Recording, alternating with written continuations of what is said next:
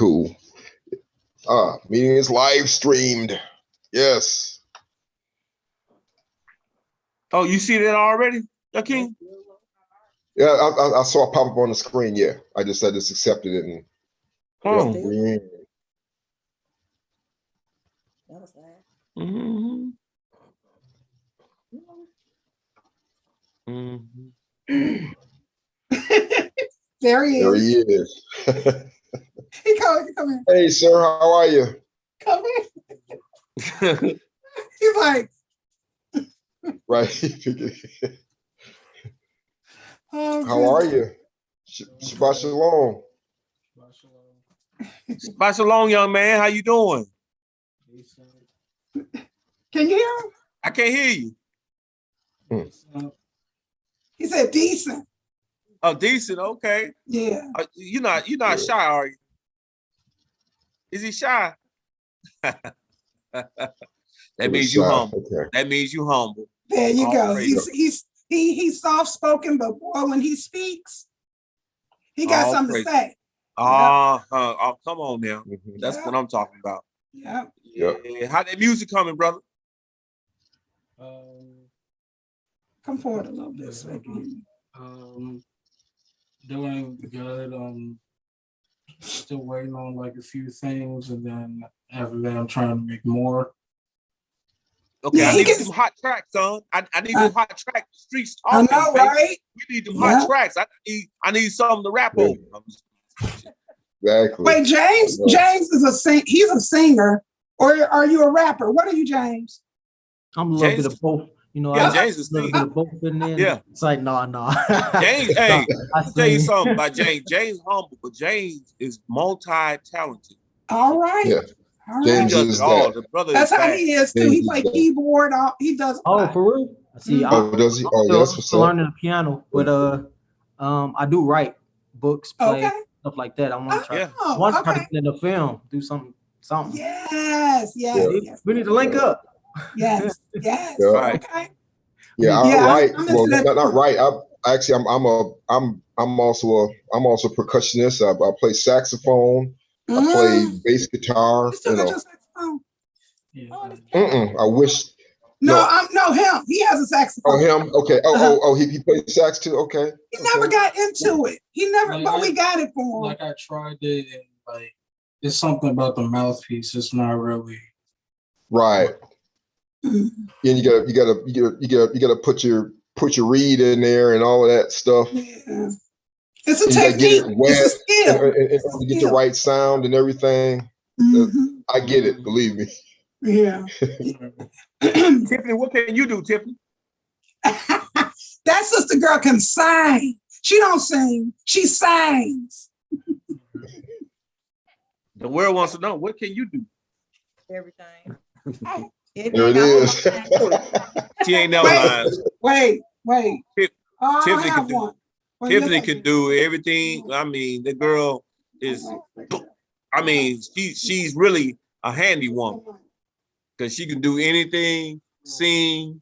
I don't want to drop it. You know, write. She can do a lot, but she get bored easy. It's like a phase. Yeah, like a phase. I thought it was a real nice. But I know I can rap, I can sing, I can dance, and I can just I can sing when I'm in the shower. And just, you know what I'm saying? I'm a comedian too. Oh yeah, I'm a comedian. You can't dance though. Yeah. And then wait, I also used to be a professional DJ as well. So music is in here. Music is all up in here. Yeah. Right. Once Ahamat gets right, I got some cuts for you, bro. I got some hot tracks. All right. Oh yeah. I mean, I have something on wax already. The showdown coming soon. All right. Hey, don't have me all in the videos like Diddy. All right. Don't have me all in the video. Oh no, man. No, man. My musical selection is actually tight. James has actually heard me a little bit, just do a little. I just show him a little bit of something. He was like, "What?" Like, yeah, that's what I did. I mean, I've been doing this since I was 14. Rapping, dressed like Missy Elliott. Yeah. You know. Hey, the high wheels, the yellow jacket with the yellow pants. Right. Yeah. You know, dance. Doing. Yeah. Right. Yeah. Hey, but you gotta throw the IUIC robe over it, like. Oh. Right. Okay. With the look. Hey, that's right. with the aluminum background. With the aluminum background. Right. Was that I can't stand the rain? Yeah. Right. Oh man. Exactly. Right. That's right. Too much. You all are too much. That's why I know Chop It Up Fridays would have been no good last night. Boy. Oh yeah, you wanted to talk about that case. Arbery case. Yeah, the white boy. Rittenhouse. That was crime. Man, that's such a see why you. Yeah. Let's save that for after the Shabbat. Yeah. Let's stay with Yah for the time being. Because that's a lot. That's a lot. Yeah. Oh yes. I missed it. Yeah. He. You know what? That'll be a whole night conversation right there. It really will. It really will. Yeah, and I'm just coming back in. I was calling Sister Tiffany. She's still resting. Mm-hmm. Yeah, she's still resting. You okay? Yeah, she okay. She just, I guess it's just a Sabbath rest for her, so she's still resting. Oh, okay. Yeah. Rittenhouse, but the Rittenhouse thing, really, I'm not in it. That's not our fight. You know what I'm saying? It's not our fight. That's Civil War 2.0 tipping point. You know what I'm saying? That was white on white crime, as they say. So I'm not in it. Like, look, my name is Bennett, and I'm not in it. What did Malcolm X say? The chicken's coming home to roost. Roost. Yeah. She's on the roost. Yeah. Trying to find out and really it was righteous because one of the men that he killed was a pedophile that had been molesting boys. Mm-hmm. See, so yeah, it's all over the place. But I wanted to talk about the Ahmaud Arbery, what the lawyer said this week. Did y'all follow what he said in court? Mm-hmm. That he don't want to see no more black preachers come and sit with the black family because it's going to intimidate the jury. Yeah, I'm like, wait a minute. And then so the judge, and this judge is, I know he's a card-carrying member of Ku Klux Klan, but he even said that you can't control, who comes and sit with the family in the courtroom. But, it was just the audacity. You already representing three, white supremacists, fish lip heathens, and then you're going to have the audacity and the kahunas to say who can come and sit with the family. Right. And he specifically said black preachers. He specifically said, he didn't say preachers, he said black preachers. Wow. See, that lets you know right off the rip that he's a stone cold racist as well. Mm-mm. So man, what that sounded like? You remember the one Keanu Reeves Al Pacino movie, was that Devil's Advocate? Mm-hmm. Yeah. Mm-hmm. When he had him defend and Al Pacino's character, or he would go before Keanu Reeves' character to have the right jury selected to get that to get the person off and everything, and they were witch doctors and all. Mm-hmm. So that's I need to watch that again. I need to watch that again because I ain't watched that in years. Yeah, that's what I was just saying. You know what? And I like to do that because with the knowledge that we have now, we saw enough. We saw a lot then, but we might see a whole bunch now. Yep. Yeah, I need to revisit that. Mm-hmm. That's why I keep on watching The Matrix over and over again, because every time I watch it, I see something new. Yeah. And it was there were demons in that movie too. So you know. Oh yeah. Wasn't like it That's was. what I remember the most. You know, I remember how their faces would change because I've seen faces that. change. I've seen that. Yeah. Yeah. I'm like, wow. Yeah. That you know. I'm gonna actually re-download that movie and watch it again too, because that was I was like, wow, that's what's happening in court cases now. You got these, you know what I'm saying? You got these judges that have been handpicked, and these attorneys that have been handpicked just for the purpose of getting that person off, so that they can continue to serve to serve Hasatan and stuff. And you know, like, wow. They don't want too many blacks in the jury. No, definitely not. That's what I did hear about that trial, is that the town that they're from is 50% black.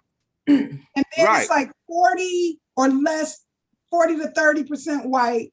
And then the Asian and Latino population make up the rest, but it's only one black juror.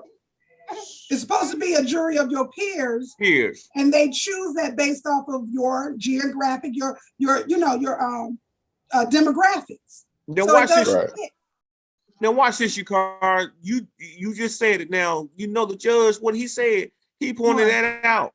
He pointed it out. He said, yeah.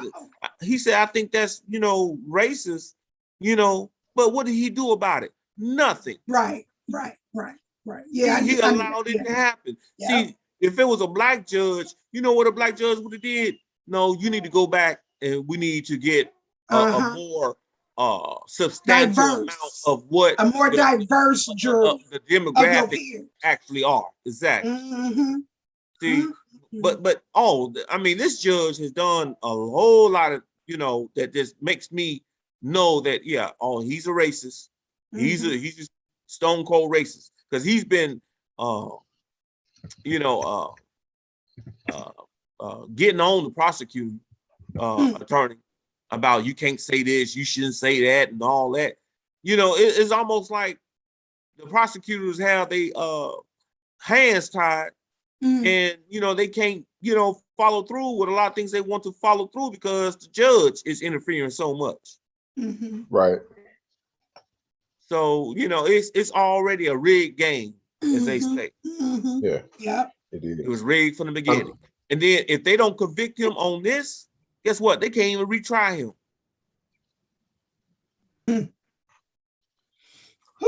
Yeah, the thing is too, right? Now, even man, y'all know, even the way that the courtroom is even set up is that itself is a setup, because what they call the bench is actually, the real word is bank. See, the whole thing is drawn on the bank. It's not. So really. And they also go by what is it called?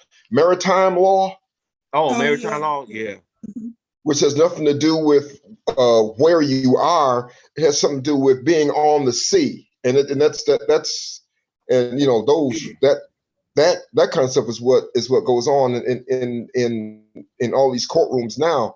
And this so-called judge is really just a guy who's working to get money out of everybody for the bank. So it's I can explain it to you another time. I don't want to take away from I get it. Where we're going, but yeah. But it is a bank if you really truly think about it, because they make a killing off of just people. Yeah. When you got to pay court fees and all that, it's a bank. Yep. They're getting paid off of your misfortune. Right. Right. Yeah. I go pass by the police station, traffic court building, man. Every Tuesday or Thursday, it's full of us. Full of us. And I in the line going around the corner, I'm like, are we the only ones getting tickets? Right. Because by this picture, it seems that way. So what they do, just like in Ferguson, remember Ferguson, Missouri? Yeah. They made was making more than $1 million off of Black people in that little small time a year off of traffic tickets. Driving while Black. Racial profiling. Yeah. So they have a history of doing that. Yeah.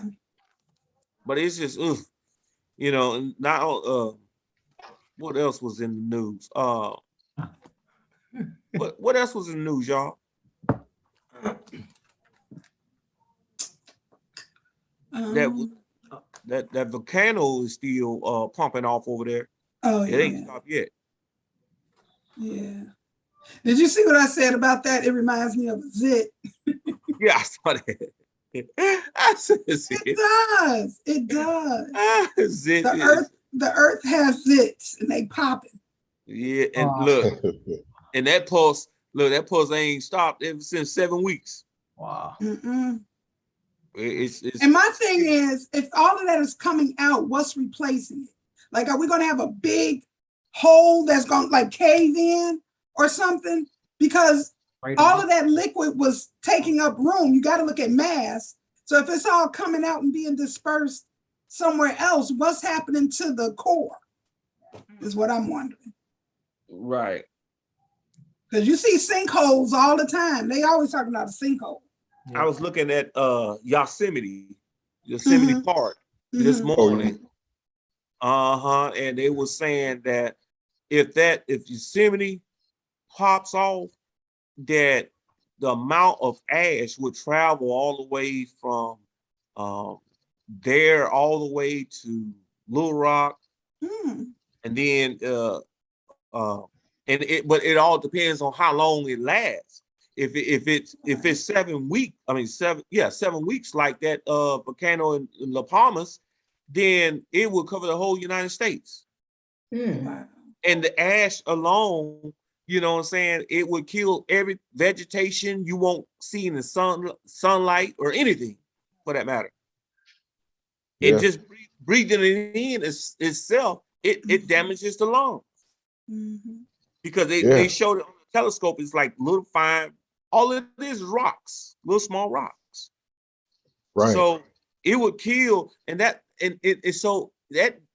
reminded me of the scriptures of how it says it will be 3 days of darkness. Oh yeah. Because it blocks the sun. Yeah. See, and then it'd be famines and it'd be pests. So that could be Yosemite, you know what I'm saying? Popping off. Yeah.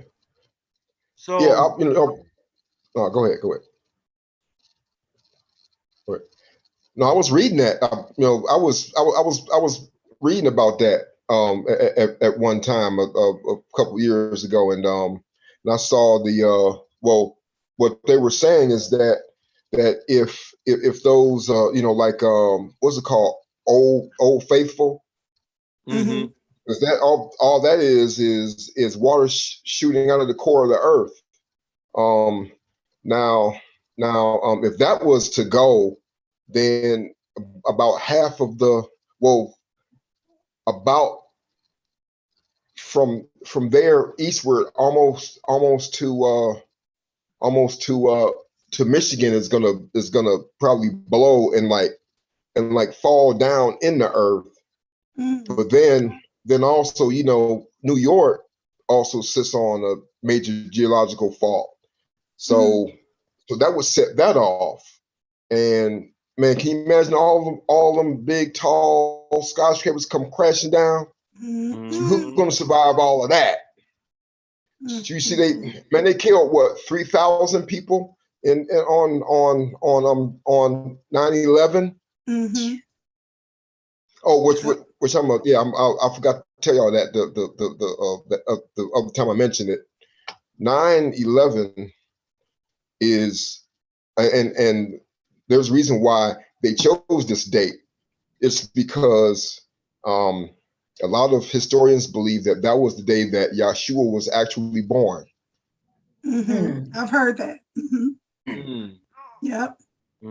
Yeah, I was like, really? What? So he wasn't born on Tabernacles. He was born just before Tabernacles. And yeah, and I mean, because he wasn't supposed to be born on any of those holidays. He was supposed to be born because he had to, he had to on the 8th day be circumcised. He had to go through all of the all of the rituals and everything. So he would have to be clean by that time.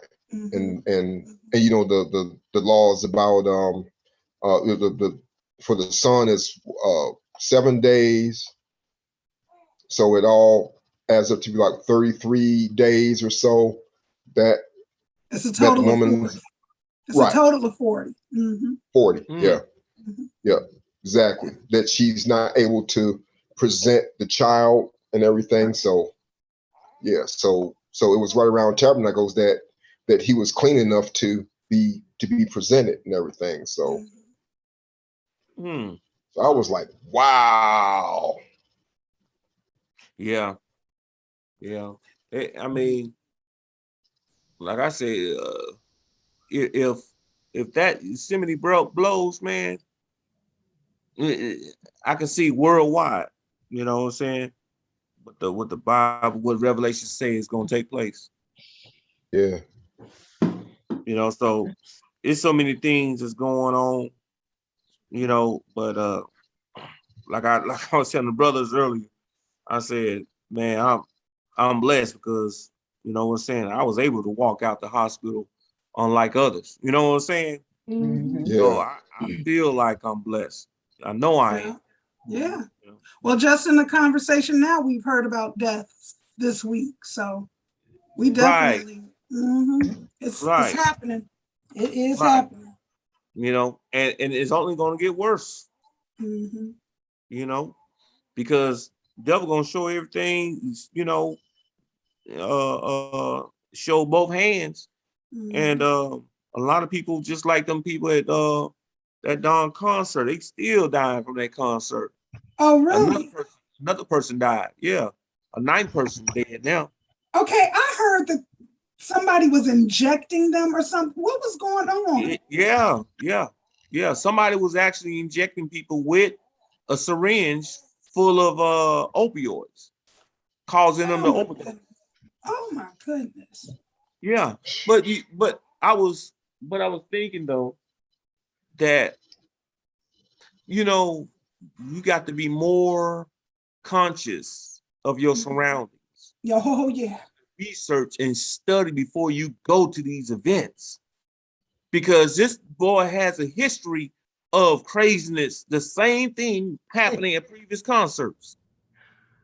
You see what I'm saying? So why would you allow a 9-year-old to go to a concert like that? See, that's ignorance. And what it is that people so readily to be entertained. They want to be, just entertained for at least 2 or 3 hours. And not even think about the consequences or things that's going on in the concert. His concerts are mainly for white folks, Gentiles, because they actually call raid concert, right? Meaning that you take mollies, you take drugs. You know what I'm saying? Because you got to be at a certain frequency level to even, sustain that environment. Yep. Or to understand what he's saying, because he's mumble rapping. I couldn't stand it for 2 minutes, not alone 3 hours. Right. But see, when they're doing the music, when they're making the music, they're on drugs. So when you listening, it makes no sense to you when you're sober, because you're on a different frequency level. But as soon as you pop a molly, everything slows down. And you can understand word for word. It's just like when they went through, who was that? Prince used to do it, but reverse the music. You know how you could do it? DJ play it backwards. with the album, how you could send it backwards and it'll play different whole another thing. Right. Yep. the devil just called his own, called his own to come home that day. You know what I'm saying? Because, like I said, I wish I would allow my children to go to a Travis Scott concert. You know, just you know, just by, like I said, looking at the previous concerts, I wouldn't want my child, or any child for that matter, to go to something like that. Now, if you're an adult, that's on you. But a 14-year-old right now is in life support because he's fighting for his life because he got crushed. And if you notice, all of them had, check this out now, all of them had cardiac arrest. What does that say? Cardiac arrest. They probably paid, if they were getting injected, they probably paid for it. They probably paid for it. You don't get it for free. It was probably like, hey, I got something. You know, like you said, popping the mollies and all that other stuff. They probably paid for that. That's a possibility. Yeah. The possibility. But I said, man. So now, of course, he's getting sued. Everybody's suing him. Yeah. Him and Drake. Oh, okay. Yeah, because Drake was on stage with him too. Okay. He performed with him. But somebody need to go to jail. Because they were telling him to stop, and he had like he didn't hear him. He kept on going for 40 minutes. Yeah. Wait, what she say? What? What was that?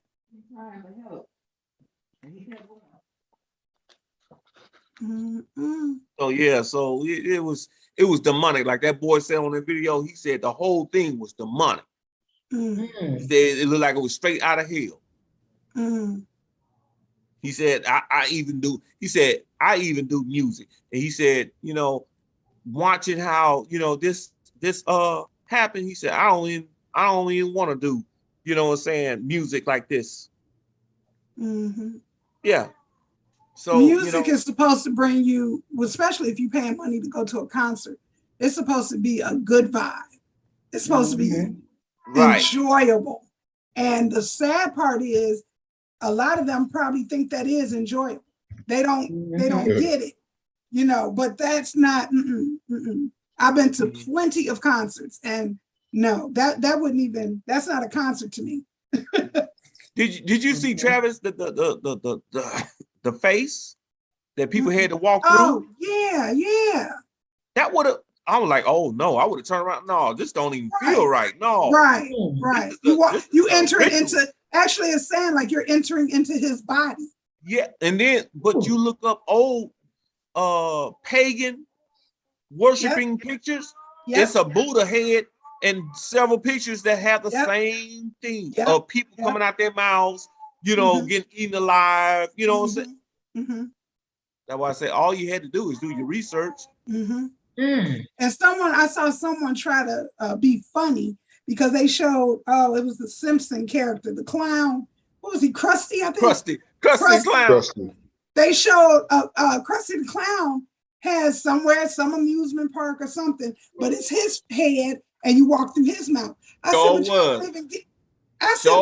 they acting like, oh, y'all just saying that. Look at Krusty the Clown. Krusty is a part of that too. The Simpsons, it's all a part of it. So I just said, people are not getting it. They're just not getting it. You don't walk through anybody's mouth.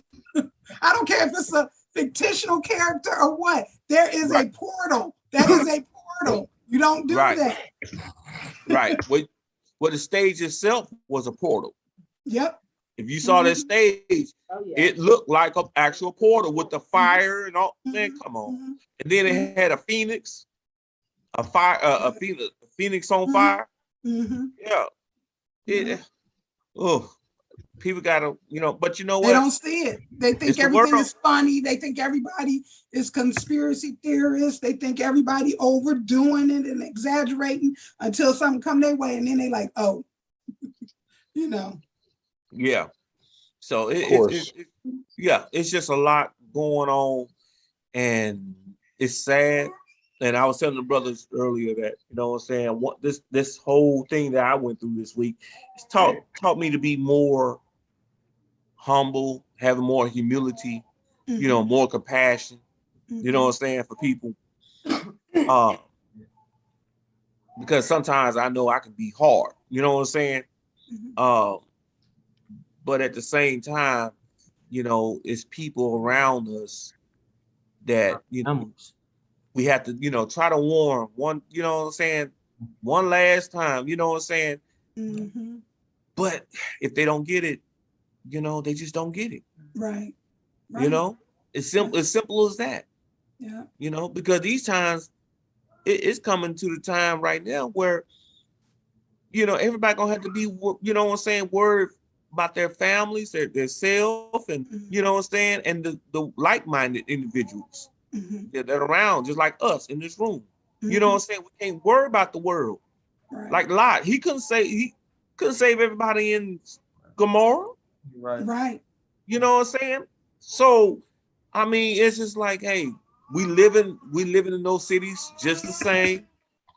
When it's time to you leave, we gotta go. We can't save everybody. People gonna see what they want to see. They gonna dabble in what they want to dabble in, and they gonna pay the cost. Unfortunately. So yeah. So how's y'all weeks? Pretty good. No complaints. Yeah, I caught that movie, The Harder They Fall. Yeah, you turned me on to it. Yeah, that is a good movie. That was good. The Harder they fall. The harder they fall. Yep. That movie. It's on Netflix. At the end, I cried. Did you? When you watch it? Because he killed his brother. I shed a tear. She said, "When you watching it?" That was a good movie. It was very good. Very. Yeah. Good. Yeah, you can't tell the end. You gotta be quiet. You can't tell that. No, it was good. That was the best Black Western movie I've seen.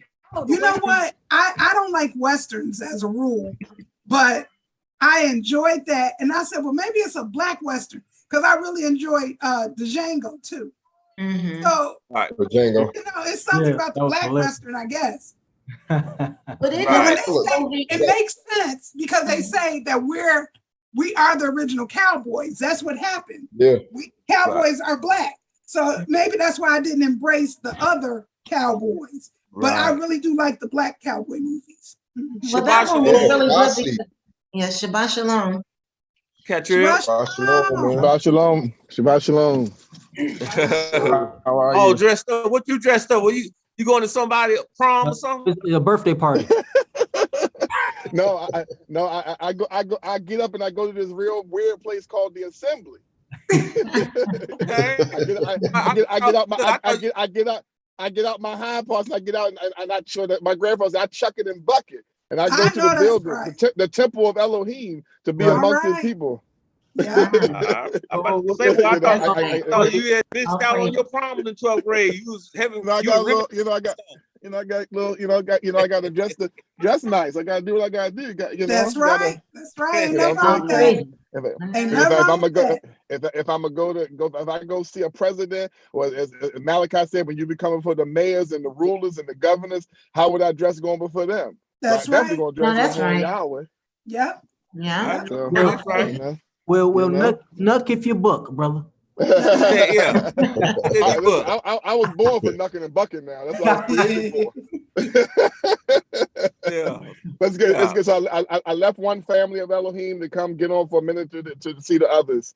So that's but you look nice. That was actually complimenting you. It looks nice.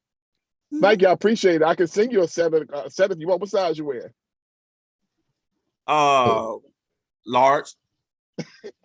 Now, do I look nice enough for me to sing you something?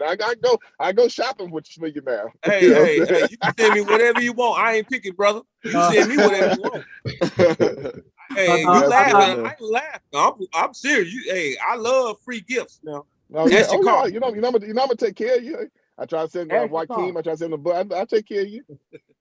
But you know, let me say that first. First of all, I got to go over it with your wife, because if she ain't okay with how you're looking, then I ain't sending you nothing. That's the jazz hand. My wife, she had me looking like Charlie Brown, boy. My wife had me looking like Charlie Brown. Wah, wah, wah. I was talking like Cut it out. pick my Oh own my clothes. goodness. Out. You know.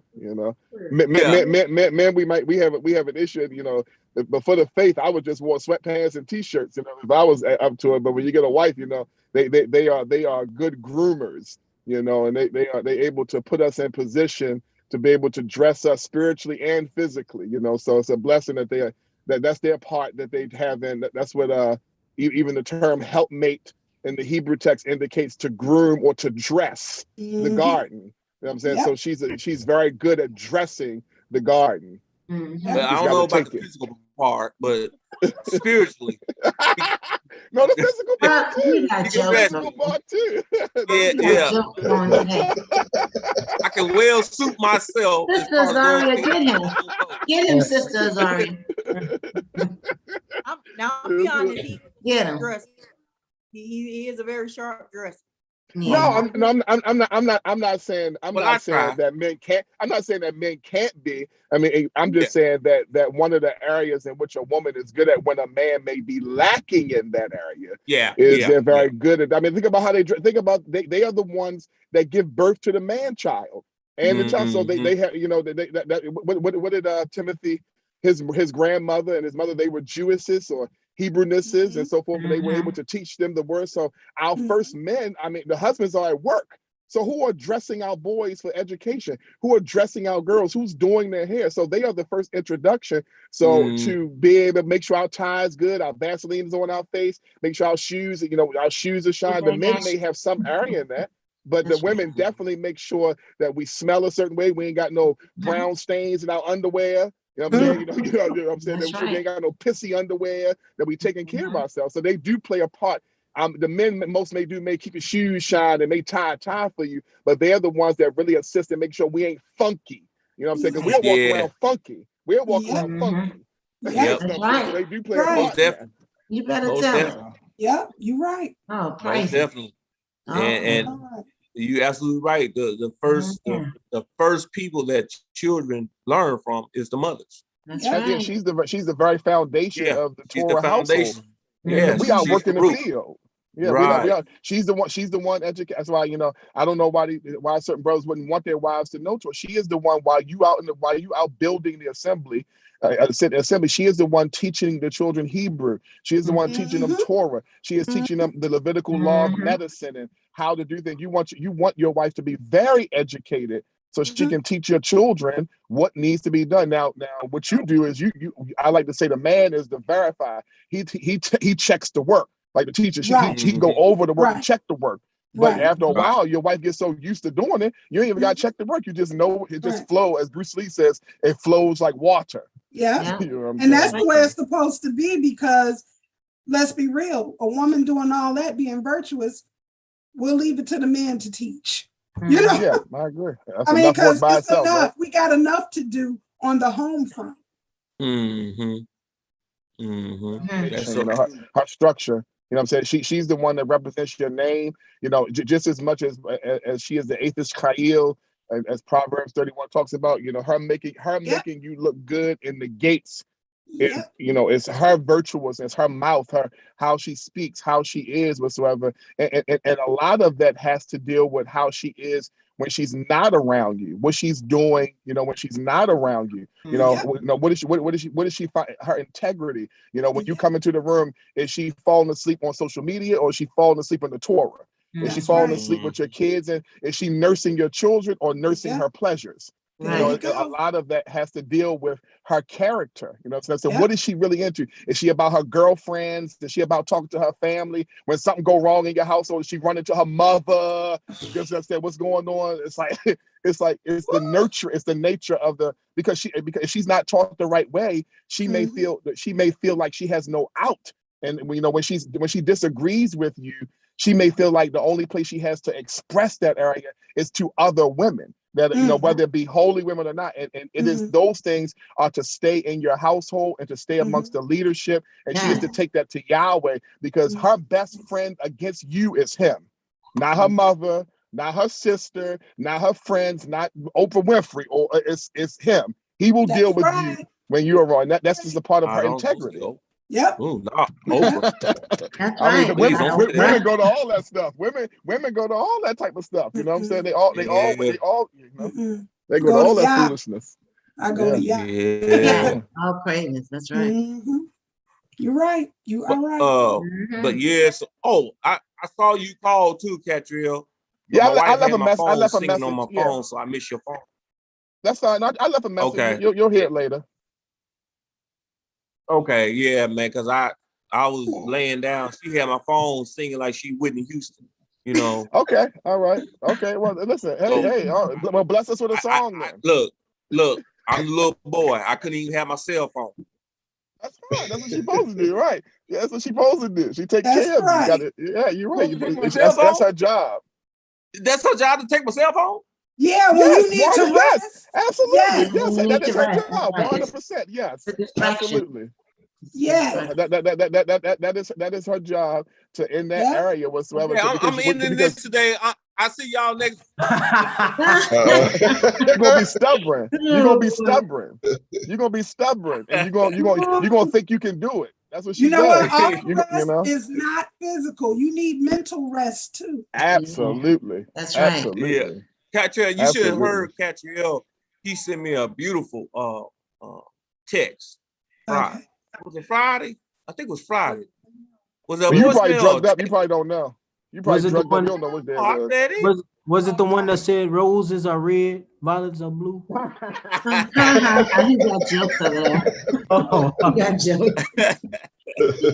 No, he said it was Friday. It was Friday. Yeah, he gave me a beautiful message, and I really appreciate that. I said, boy, that was right on point. You know, that's what I'm saying. When you got, that's what I really appreciate in this walk. You got brothers and sisters who really genuinely, you know what I'm saying, care about one another. You know what I'm saying? That's the difference between us and the world. The world has that fake love. You know what I'm saying? They love you only when you can do for them. See what I'm saying? Let you win, you know what I'm saying, $10,000 in the lottery. You know, you have every cousin and uncle coming out the woodworks. You know, but you know, let you be down and broke. You can't get a wet food stamp from nobody. So, that's a whole one. Y'all young don't even know about that one. That's a whole right. Food stamps. Oh my goodness. I heard that one. Oh, you're going back. You're going back. Yeah, way back. It's a card now, right? It's a card. Yeah, it's a card now. Yeah, with a chip. I mean, I think the thing about it is, for me, it's very easy to do because I love you, and I understand the word ahava beyond the word. I mean, I don't have to, when I look at Yosef and I look at his brothers, right? And I look at the decision that they made to do with him. I mean, the animosity, and because what happens amongst the Hebrew faith a lot too, just in the world period, but even happens amongst our brothers. When you have a certain person that is called out amongst their brothers, you know, as Hebrews, we're called out, our families are going to feel a certain kind of way about us whatsoever. And even amongst the Yosef and his brothers, actually Yosef is really probably the proper, because his name was changed to Yosef, but because he had a Yah in his name. But anyway, Yosef or Yosef, however you want to look at it, but Yosef, you know, when you look at him, he was penalized by his brothers because his father gave him a coat that Yahweh placed upon him, and because of the dream that he had. So whenever I read that, I read it quite often. How I keep myself in check with my brothers is that even though I may not always agree with everything my brothers say, and I'm pretty sure they always agree with me, my love for them is based in the coat that we all wear. See, that coat wasn't just for Yosef to wear; it was colors for his brothers to see.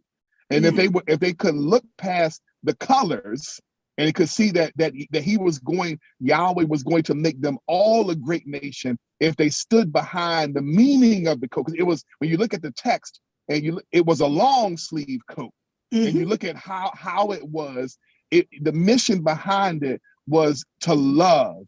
It was a mission of obedience and love, even when you can't see why you should love, because Reuben and Yehuda, they couldn't see why they needed to continue to protect and love their brother. So I try to look at that account and I place it. I say, Yahweh, I don't just want to read this like I do everything else. How do I look at that account and how do I live that account in my brothers? So whenever my brothers need and I have what they're going through, I can look past their flaws. I can look past the doctrinal difference. I can look past a lot, and I understand I just got to put a coat on them. I just got to put a coat on them, and I got to wear the coat in front of, because the coat is for everybody. They needed to understand it wasn't just for yourself. It was going to be for everybody. So the love I have for my brother, of course, mom, especially when I found out you weren't feeling well, I immediately, instead of, the mindset of throwing up my brother in a ditch, my thing is, how can I share with him my love? And that was just in a small way that I made sure that I wanted to share with you, to show you how much I appreciate you, how much I respect you, and how much I absolutely love you. Oh man, and don't start crying. Don't start crying. I love all my brothers and sisters, because if we don't show that love, how can we show that love in the kingdom if we can't show it down here? This is the practicing, point right here. This is the reference point where we're supposed to practice everything that we're going to do in the kingdom. So if we're gonna fall out, or say I hate that nigga, because he didn't agree with me or didn't give me this or something like that, or fall out on $25, how are we gonna show that that unconditional love for each other in the kingdom? Can't. You know what I'm saying? And you know what? Unfortunately, that's going to keep a lot of us out of the kingdom, because we don't have that genuine love, like Jonathan showed. You know what I'm saying? So, it's just that, I don't see that even in Israel. I see a lot of backbiting, fighting, a lot of jealousy, envy. I see a lot of doctrinal discourse among each other and can't get over it. Everybody got to be right. Nobody can be wrong, or nobody can't, you know what I'm saying? It's just crazy. So I agree 100% with you. And I that's why I had to tell y'all, and I tell my children, you know what I'm saying, that I tell them I love them every day, you know what I'm saying, because you never know when you might not return back home. You know what I'm saying? And one thing that I've noticed, a lot of people that I have talked to said my mom and daddy never told me they loved me. I just didn't say that. My daddy just never said that. Something that we need to hear. We need to get out of that, you know what I'm saying, that, I don't say those things. Or I even heard people say my mama never hugged me, or my father never hugged me. And to me, that's crazy, because I'm constantly kissing on my children. Even they old adults, I still kiss them, because they still, to me, my babies. So we have to show that, and that carries on. That same mannerism will carry on with them and their children. See, we're breaking a curse, as they say. You know what I'm saying? Because even psychologists would tell you emotional, but even physical touching is healthy. You know what I'm saying? Appropriate touch. But just the physical touch in itself is healing. That's why it's nothing better than to get a hug from an old elderly woman. You know what I'm saying? A tight hug. It's a spiritual thing.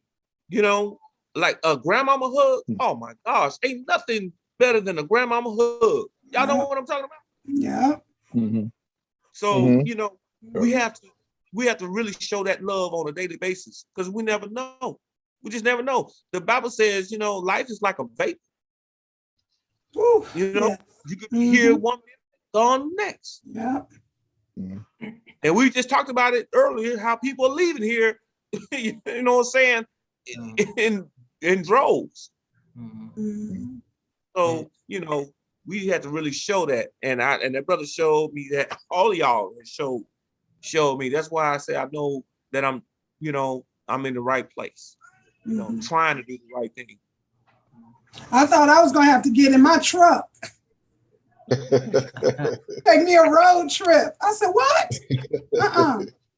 Yeah, because I talked to him last night, and I was like, "Our brother, are you okay?" And well, because he was telling me what was going on. I was like, because really, I actually started praying. The prayer group I pray with on weekday mornings. We were praying for James at that particular time, but then Yahweh just had me open it up to all of my brothers, and I know that was the Ruach Hakodesh that was leading me to do that. I felt him tap me on the shoulder, and he started guiding my prayer to all of my brothers. I mean, I hadn't heard anything from Brother Ryan, and then all of a sudden, boom! I'm like, hey, okay. Now I see why y'all led me to pray that way. That's the spirit. Yep. Yeah, exactly. Because I started feeling bad that Monday. Yeah. Started feeling bad that Monday. So that was a spirit guide, because I sure needed it. I sure needed it, man. And y'all prayers, I thank you for Total Rabat, for y'all prayers and for your calls and stuff. And I really, I appreciate it, because, when you got prayer warriors on your side, or, you can get through anything. Those prayers are heard by the Most High. And those prayers, like I said, when we in Israel, are more powerful. You know what I'm saying? When we use the right words, and the holy names. You know what I'm saying? It's just a deeper prayer that is dropping B-52 bombs. You know what I'm saying? Okay, boy. And so I know, right? So, like I said, it's much appreciated. It really is. And anytime, what I'm saying, we need prayers, I tell people all the time, how you gonna get a testimony if you don't ask? How you gonna get, blessed if you never ask for people to pray for you? And too many oftentimes we don't ask our brothers and sisters to pray for us. We have to start doing that. Getting out of that, because I know I can too. Getting out of that pride. Because we all need prayers. I don't know about y'all. I need prayers. Oh yes. So just for a minute, I was even thinking that if you notice Yisrael, how they comfort people during times of mourning or somebody lose somebody, is different. It's like, and it's like you try to, I guess, accept it or cope with it, but it's like, it's something wrong with it, because when you see Christianity, they feel it. You see them coming toward you, want to, oh, come here, baby, and they shake you, and it's like they give you that expression of like, yeah, we know you feel us, now let us go. Yeah. Well, you can't have everybody touching on you. You can't have everybody touching you. Right. But it's like, no sir. But it's like that comfort thing. Like yeah, it is. You notice. You know what, too, James? I've been researching, because you had asked the question. I want to say it was a couple of weeks ago, about how long is the mourning period. Have you done any more research on that? Because I started looking into that. And for us, I found that it's 30 days. Yeah. 30 days. 30 days. Yeah, it's 30 days. That's why I think I said it back a couple of weeks ago. Somebody asked. Oh, okay. That was James. I was telling me about your cousin. And I mentioned that there, you know what I'm saying, get it in. You know what I'm saying? We got 30 days. Because 30 days. A lot of people, and I see why the Most High set it up like that, because a lot of people still mourning their loved ones a year, 2 years, 5 years, 10 years, 20 years later. Yep. See what I'm saying? And that it becomes more of necromancy at that point. You know what I'm saying? it attacks your body. You got to let Exactly. it go. You got to heal. That's when people say like a husband loses a wife or vice versa, and the husband dies 6 months later or a year later. That's because remember when they always say that the husband or wife died of a broken heart? That's a true condition. Yeah. That's a scientific medical condition. Yeah. The science backs up that the stress on your heart, it actually starts what's the word for it? Diminishing. Deteriorating. Yeah. You know what I'm saying? So you're supposed to mourn for 30 days, let it go after that, and live your life. Yeah. So, but because a lot of people can't get over it. And the Most High don't want you to be in perpetual sadness and grief and mourning. Right. Yeah. I think the Hebrew calls it a yarzit. A yarzit is when you would yearly, that's what we do, you yearly return back to the death of the person and remember the death of the person. That's what we do every Passover when we remember Yahshua's death. It's called a yarzit. And you come back and you remember the death of the person, the mourning of the person. I think the only difference in mourning would be with a Nazarite. A Nazarite couldn't mourn or couldn't go to certain funerals or couldn't be a part of certain things. But we do mourn 30 days, and then yearly we have the Yarzit in remembrance of that person.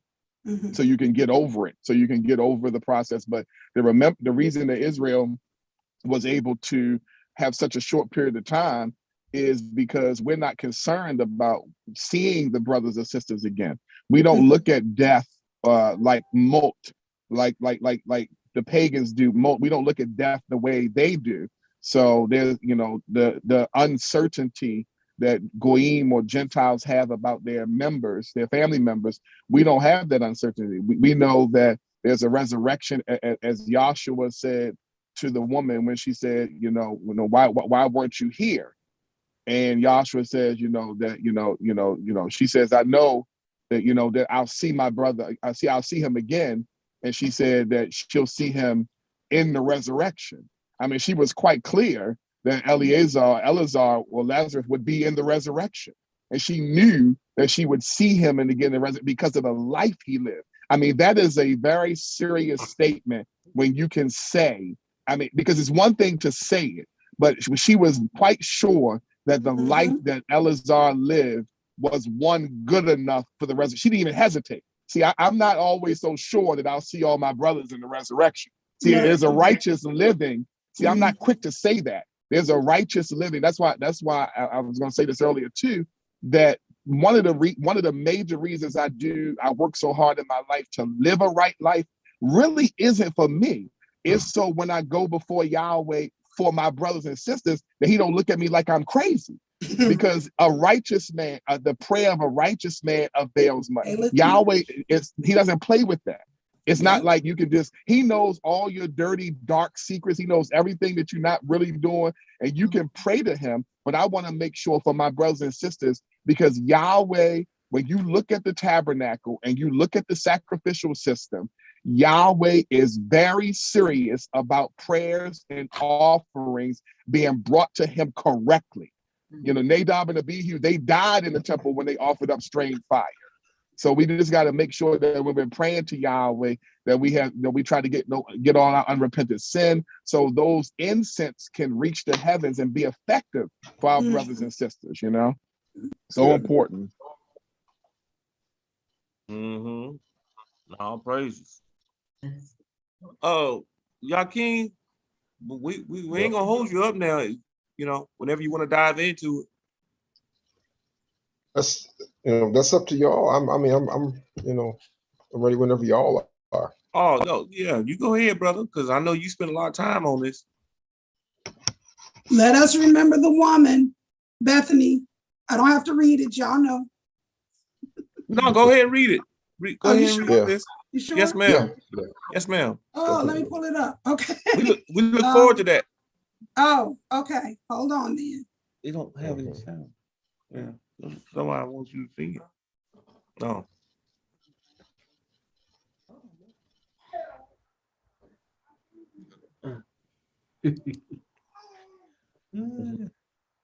People outside. Okay. Oh, share screen.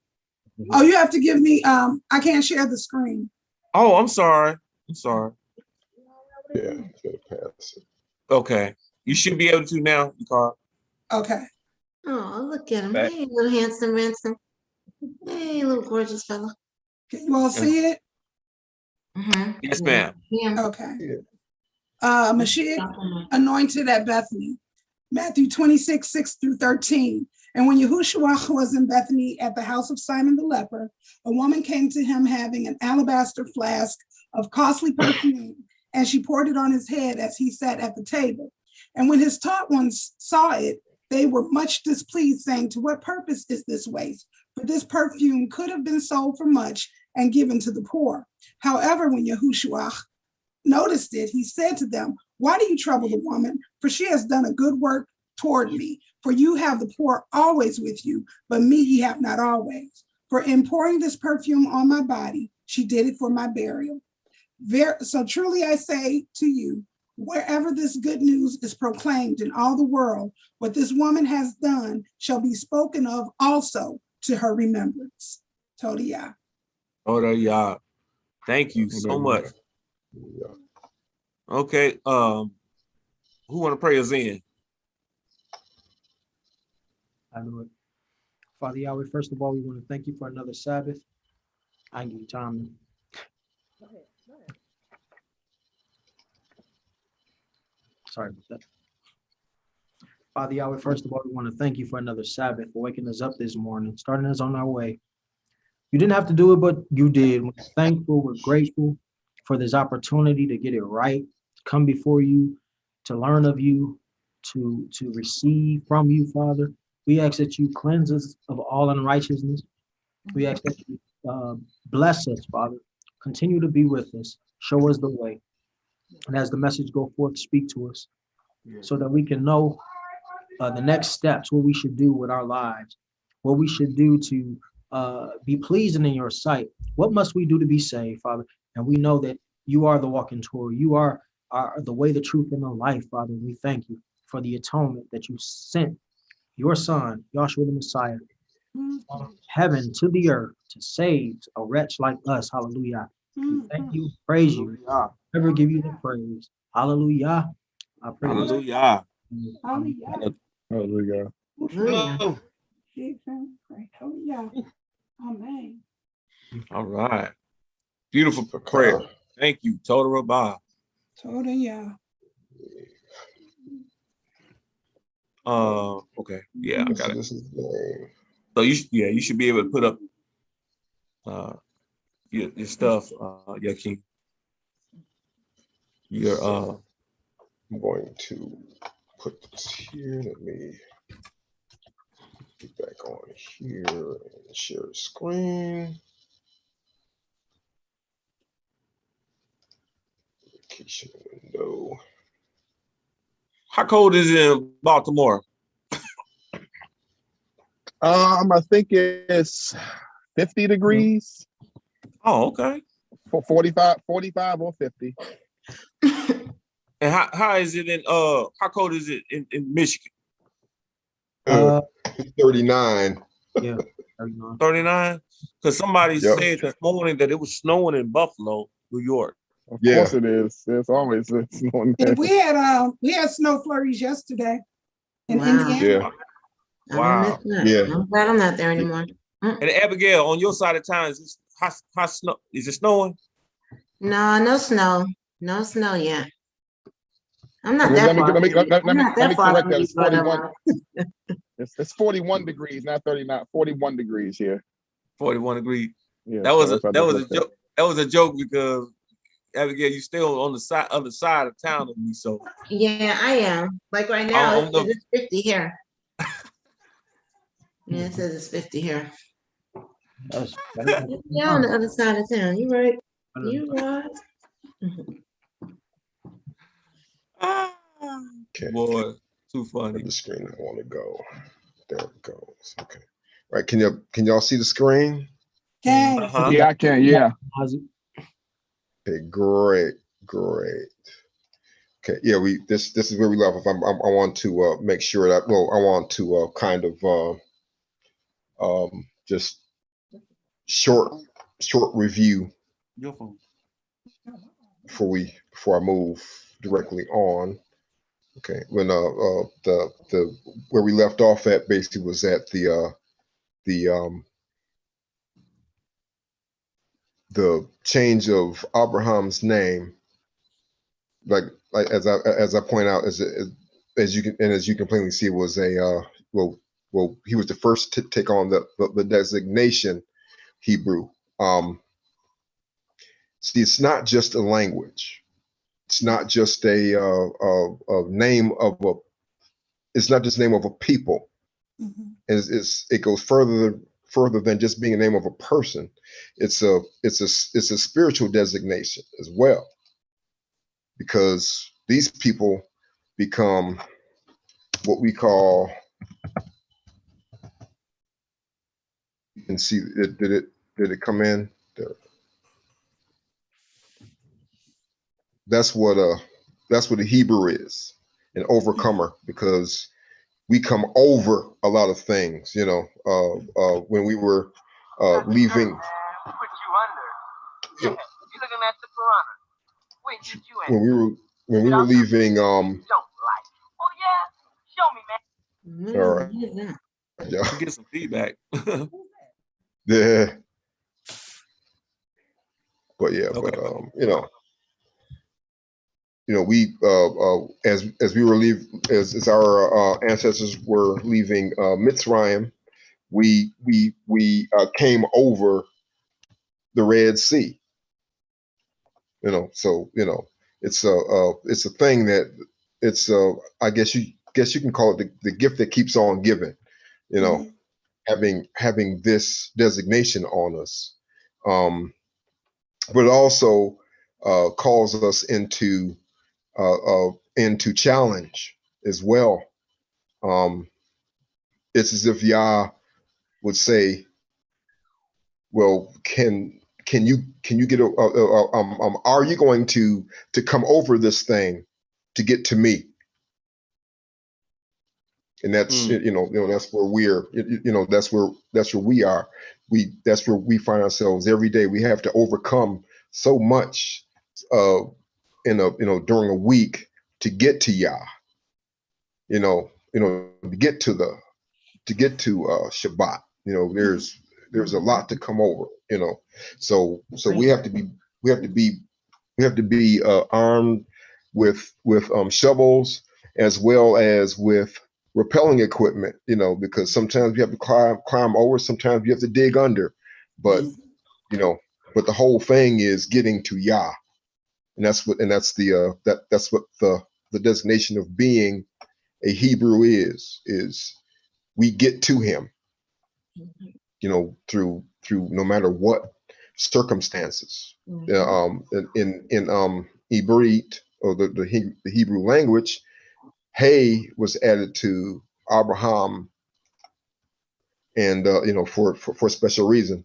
Hey is life in Hebrew, so that means the name of the meaning of his name changes as well as the spelling, and it takes on a slightly higher meaning to it, because as we say, as we see Abraham's name,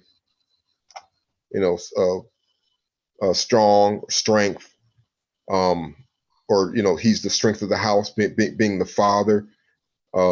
He's at his, he has to be the highest, because that's the way Yahweh designed the home. Then also in fullness, and him being the father of exaltation now becomes, he's still the strength of the house, but now he has enlightenment. Life is breathed into him, just like was with Adam. There comes a new mission. It's not just it wasn't just a name change. It was a change of mission as well, because now You know, he's not going to just have his own children. Now he's going to have children who all of them's father is Yahweh. Mm-hmm. Let's move on to that next. And this was here. This is where we left off, and you know that wasn't all, because Yahweh still wasn't done giving that day, because he also renamed Sharai.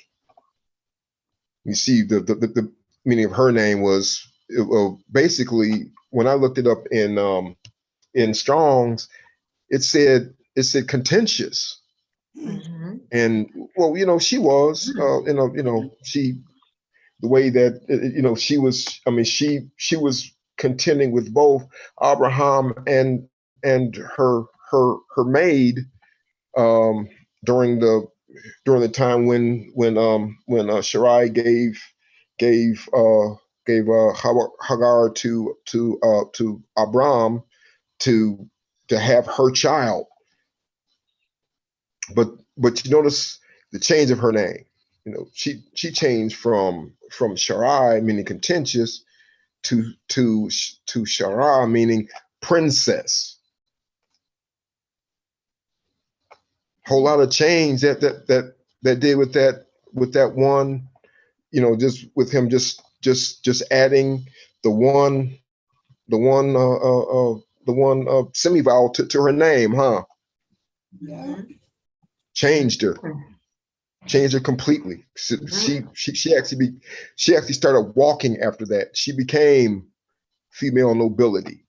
Mm-hmm. I mean, when they got to was it when Abimelech saw her, he saw the potential of her being his queen. Mm-hmm. So yeah, that was big, because you know Yahweh did it that way.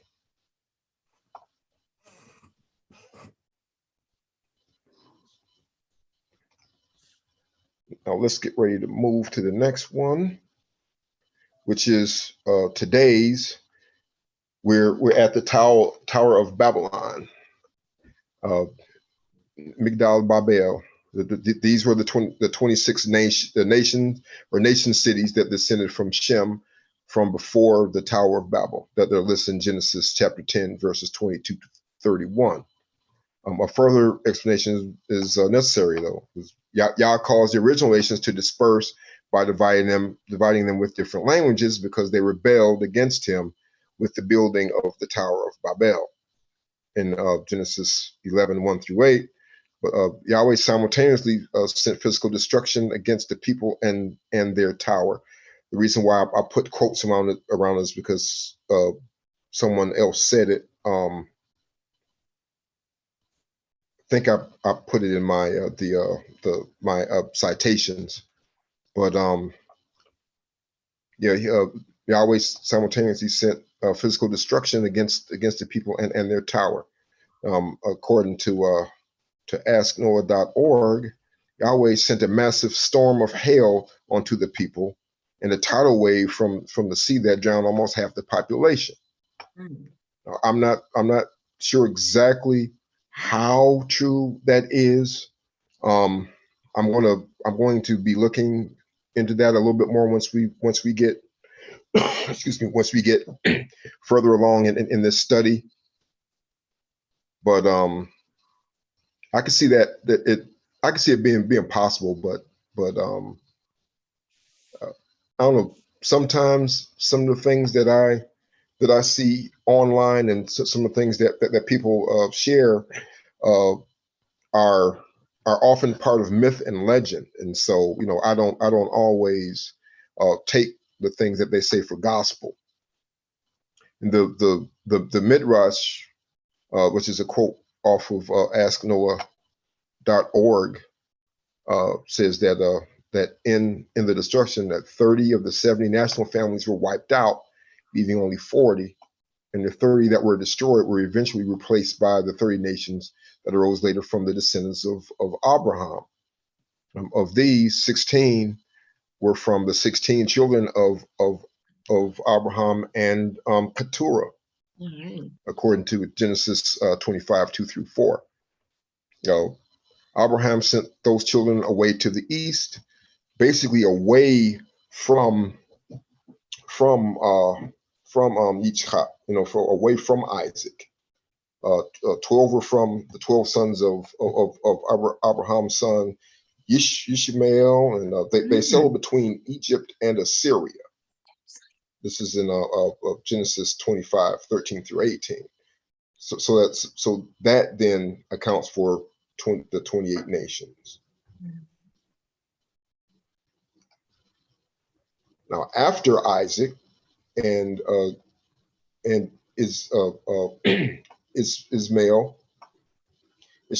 then Abraham, of course, married Keturah, and they had, well, these were their sons, their immediate sons. Zimran, who was the oldest son. He also was known as Zambran. He was one of the Semitic sons of Abraham by way of Keturah. They were known and thought by the historian Flavius Josephus to have lived in the country Arabia Felix, which could be known by some in the Arabian town of Zabaran, which is between Mecca and Medina. So we're in Saudi Arabia, right? Okay. And then Yakshan, who's the second son, well, this is the way we would spell it in our in the American language. That the historical importance of Yokshan is that he fathered Sheba and Dedan. I'm sure y'all heard of those two, haven't you? Sheba, I've heard of. Sheba and Dedan. Yeah. And had y'all ever heard of Sheba, Dedan, and the ships of Tarshish? Yes. Yeah. Yes. Yeah, that's where those names are pretty much known from. That's in Ezekiel 38:13, and in Yirmiyahu 6:20. Well, these two came up in prophetic events in those books. Could someone grab Ezekiel 38:13? Another person grab Jeremiah 6:20. I just want to familiarize y'all with I'm sure you probably heard them, but I have Ezekiel 38:13. Mm-hmm. Sheba and Dedan and the merchants of Tarshish with all the young lions thereof shall say unto thee, art thou come to take a spoil? Hast thou gathered thy company to take a prey? To carry away silver and gold, to take away cattle and goods, to take a great spoil. And Jeremiah 6:20. Mm-hmm. To what purpose comes there to me frankincense from Sheba, and the sweet cane from a far country? Your burnt offerings are not acceptable, nor your sacrifices pleasing to me. Yeah, these are. See, they're the Sheba. We know for one thing. Mm-hmm. Mm-hmm. And that's exactly who came from them. But I would argue that the name, or her name. That's one of the things that threw me at first. Like, wait a minute, because I've heard her name and the son who she was supposed to have had with Solomon as well. That was hearsay, wasn't it? Say it again. That's just hearsay, correct? Or was she supposed to be, what was her name? Oh my goodness. What was the woman's name? Oh, I can't get it out. Queen Sheba. Oh my goodness. My Sheba? Yeah, her name though. Cleopatra. Oh. Isn't she supposed to be Cleopatra? I didn't pick that up from her because actually she's actually supposed to be from she's supposed to be a Shemite. Oh, okay. She's not Hamite.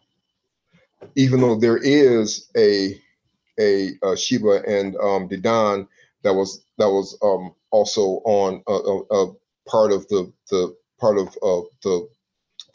Hamite family as well. Okay. It took it took me a minute to pull those apart because almost everywhere I looked there was something about it was these are Hamite people. It's like, wait a minute, I'm talking about the ones from Abraham, and there's not a lot that's found about them directly. What about Nefertiti? It's all those two. I started it, but I never finished trying to figure out who the Queen of Sheba was. What about Nefertiti? I thought she was a Hamite as well. But I'll look. Did you? Yeah. Did you? Was there anything that gave you any other indicators about her? No, I just remember I always wondered. All you see is Queen of Sheba, and it's like, okay, but what was her name? And so I started it, but I just never finished it. But those were the two names that were popping up, and I have to do all the chronology and everything. Yeah. But I never took it further, so I thought you might have known. But yeah, those are the two names I was coming up with, but I can't say for sure. There was another name that kept popping up, and her and the boy that she and Solomon were supposed to have conceived, and for some reason they both those names slipped my mind at the moment. Like, where now? I'm just trying to remember what the what they say her name was. Let me see. Give me a sec. Let me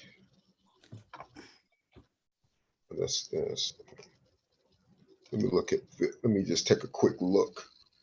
What was the name? I saw it in passing. I have for Queen of Sheba's son's name, Menelik. That's their son. That's their son. That's the son. Yeah. Right. Okay. And Queen Sheba was Makeda. Yeah, that one. Yeah. Makeda. Yeah. Makeda. That was the other name. Yeah. Somehow those names got away from me, but yeah, those are the names. I'm glad. Shoot, bless y'all. Thank you. Yeah, Makeda. Really, I started with the names. I knew Cleopatra, and it was Makeda. Yeah. That's who. Well, her name was supposed to be Makeda, and that's but the things that I was reading didn't point me necessarily in the direction of either Nefertiti or Cleopatra. So.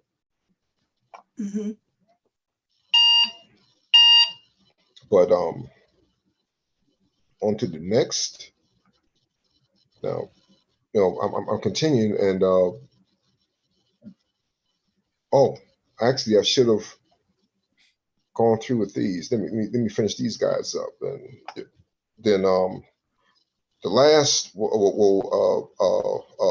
Medan. There wasn't a whole lot found on him in the historical record beside the fact that there was a city on an island of Sumatra, which is in Indonesia. That's about the only information I was able to find on him directly. Next time I'll do even more looking in the book of what is it? I think it's in Jubilees, because Jubilees gives like some of the dates, but they give it in AM. Does anybody follow what AM is?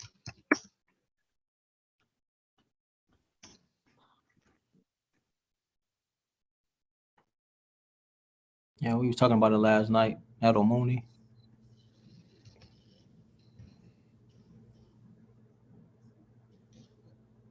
I think I'm saying it right. No, I don't know. Anno Mundi. Anno, of course, means year. Oh,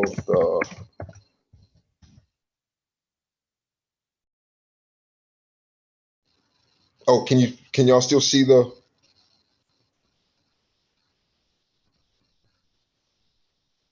Can y'all still see the yes, it's at the very bottom, but you can see it. Mm-hmm. Yep.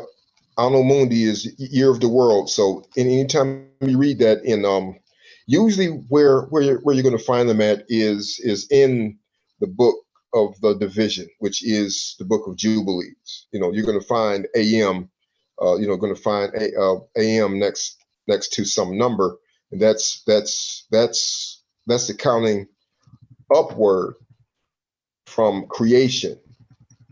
Mm-hmm. Okay. So that well, we're going to get to it in a minute, but shortly. Now, Midian is a geographical place mentioned in both the Torah and the Quran, which you can see all the chapters and verses that they're contained in. It's and there are 23 more in Torah. Now this of course is a Hebrew term, which means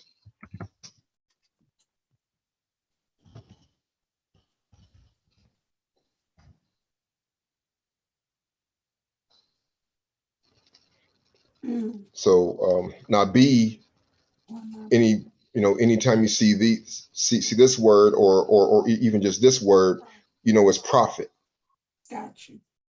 And Yim is the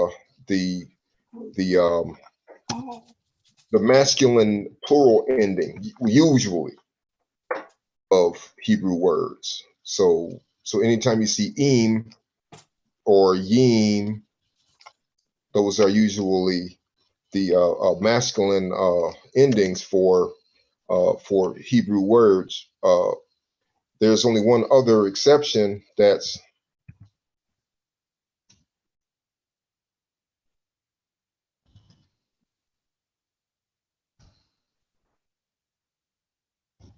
and these particularly point out, and specifically these, as in,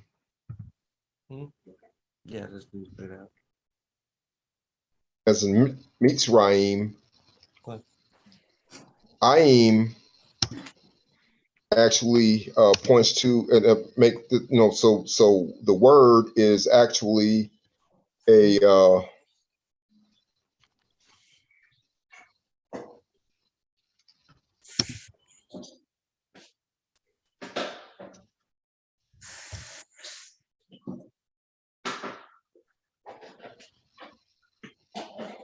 it's a dual. Now, what does that mean? What it means is that this word, well, in fact, let me use the most common one. That word is a dual. Anybody know or remember what this word means? Waters, Mayim. Or heavens. Right. Shemayim, but but you'll notice that it ends in Mayim. That's the dual ending. Dual meaning that it can be well, for instance, Mayim can either be a drop of water or it can be a body of water. It speaks to them both simultaneously, almost like that's Mayim Kaim, right? Huh? Mayim Kaim. Mm-hmm. Well, that's rivers. We always put. Wait, I'm sorry. Go ahead. Go ahead, Sister Yakar. That's rivers of flowing water, right? Mayim Kaim. Yep. Yeah. Mayim Kaim. Yep. Mm-hmm. Now this now these words can be, well, in American, these can be known as duals as well, because you don't always hear people say this, do you? No. You don't always hear people say that, do you? Right. How many fishes you catch? 10. Oh man, you caught 10 fish today? Wow. You don't usually hear people say fishes. Right. Because it kind of sounds a little stilted, It's like you just forced it in there. And really those are words that you don't have to add a plural ending, because the plural is implied. I mean, the dual rather is implied, but it usually ends in that. And in fact,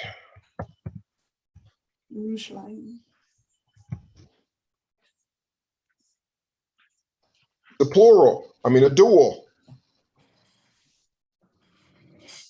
Why? Because there was a and a, right? Right. It's because there was to the north there was the 10 tribes, right? Mm-hmm. And then to the south there were the 2 tribes, mm-hmm. right? Okay. That's why that's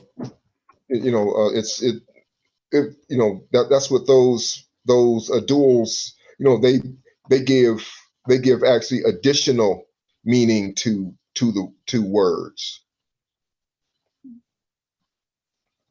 And you have to get used to that when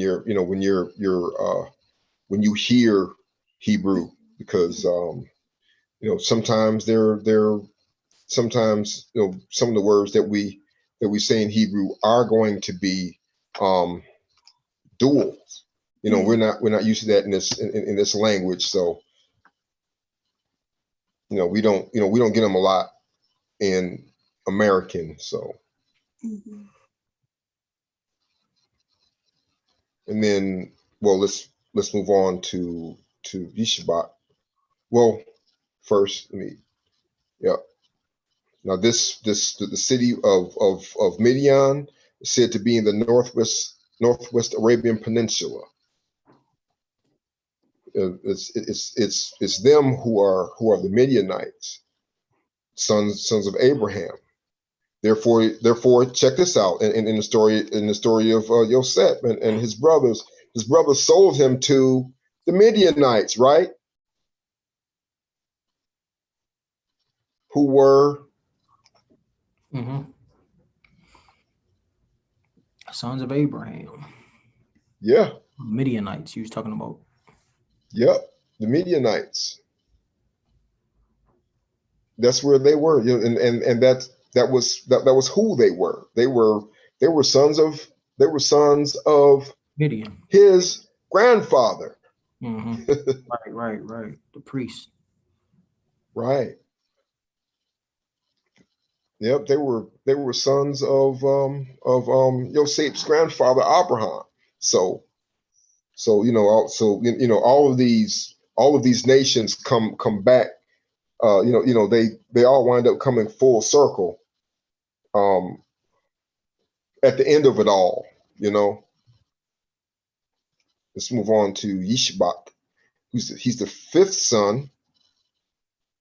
Of course, we don't use the use that letter in anything in Hebrew, Josabak, and very little is known about him and his families. Besides that, they have multiplied among their brothers. So they, they were, they became small cities in actually in the Arabian Peninsula, or well, basically Saudi Arabia.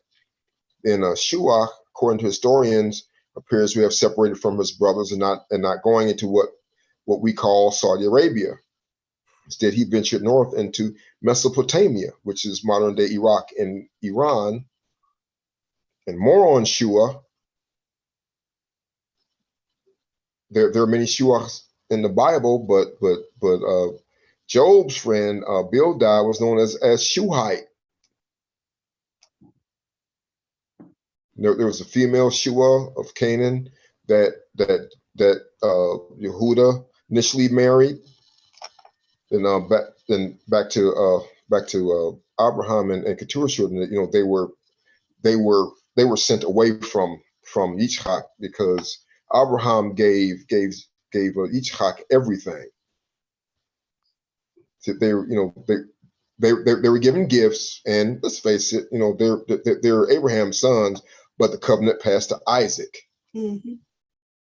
through Yahweh. For this reason, Abraham separated them from Isaac and gave the majority of possessions to Isaac, like I was just saying. And they moved to live in the East countries. So and a little bit more on that. If you knew that you were going to give the oldest boy everything, would you send the others somewhere else? Probably. Let's say you had, let's say you had 6 or 7 sons, and but your oldest, you were told by Yah that this is the son of the covenant. What would you have done with the others? Would you send them away? Would you, or what? Just interested in knowing. I probably would to keep down the confusion, because you already know who you're passing it on to.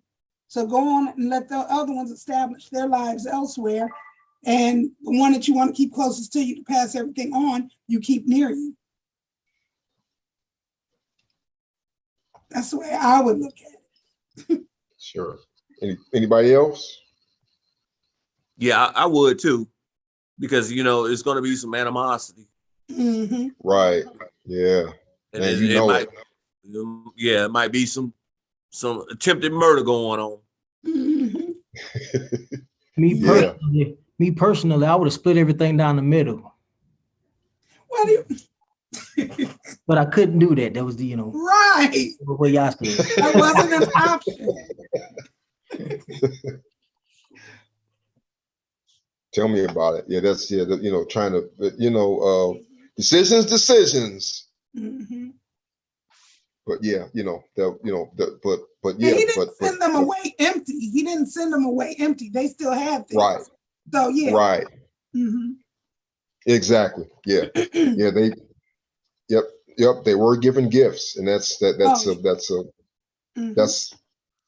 good thing, because because there could have been much more animosity and stuff. But we all know Abraham to not just be a warrior, but he was also a kind man, so of course he spread that kindness forth to his children, because of course you have him living in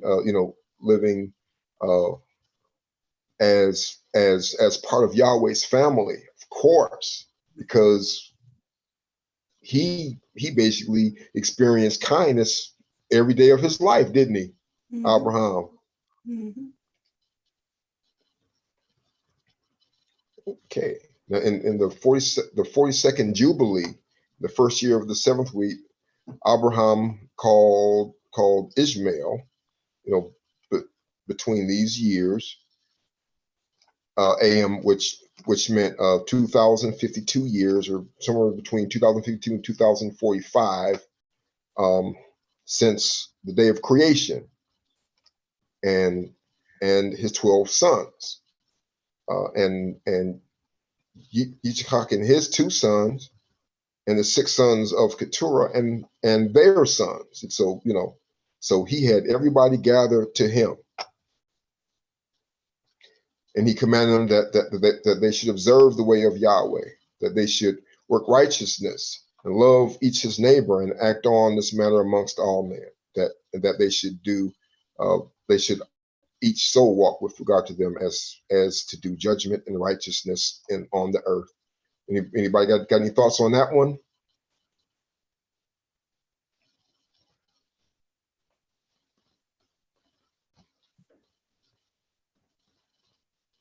Well, all the nations would be blessed through Abraham. Right. He actually commanded them to walk in Torah. Mm. He commanded them to be kind of isn't that what the Shema says? Mm-hmm. Right. To love Yahweh with all your heart, with all your soul, with all your might. Yeah, you can look at it as a form of teaching the gospel, carrying it out. Yeah. Mm-hmm. Throughout the nation. Yeah, exactly. That's actually also part of the reason why I fail to see why. Well, I know why, but down the line, Islam. Well, first of all, you look at Islam, right? The word, but there's something kind of familiar about it, right?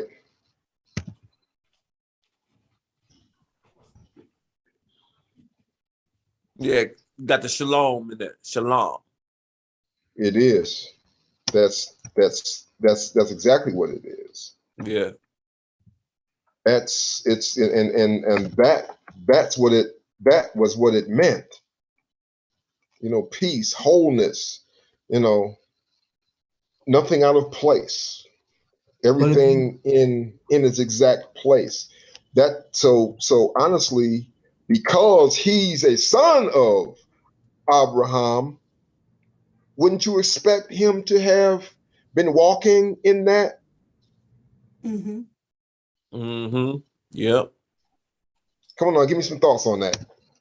What does Islam mean now, though? It's not that that's not what it means, but look at what's happening in Islam right now. Mm-hmm. There's no peace. I mean, talking about the radicalization of Islam. Right. Yeah, there is no peace. Right. Islam was never meant to be peaceful. The Quran, if you read it, the Quran is full of, violence, as far as, looking at anybody who's not in the Islam religion, you're the enemy.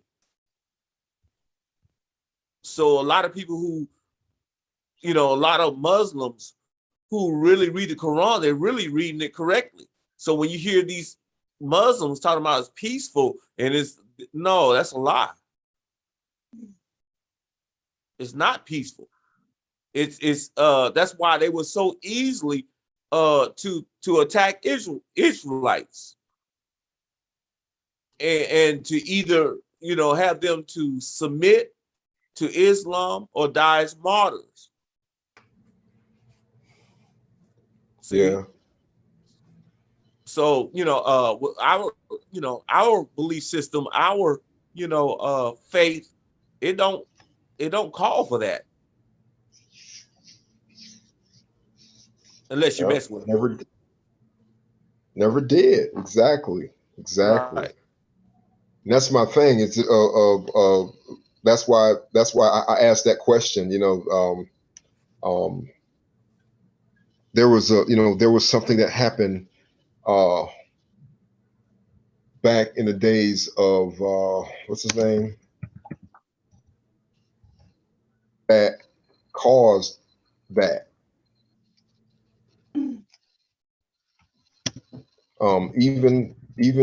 Even in this man's day, it was there was. I mean, thing is, uh, just like Yah actually named him Ishmael. He said that what was the thing that he said about Ishmael? His hand would be against his brothers. Mm-hmm.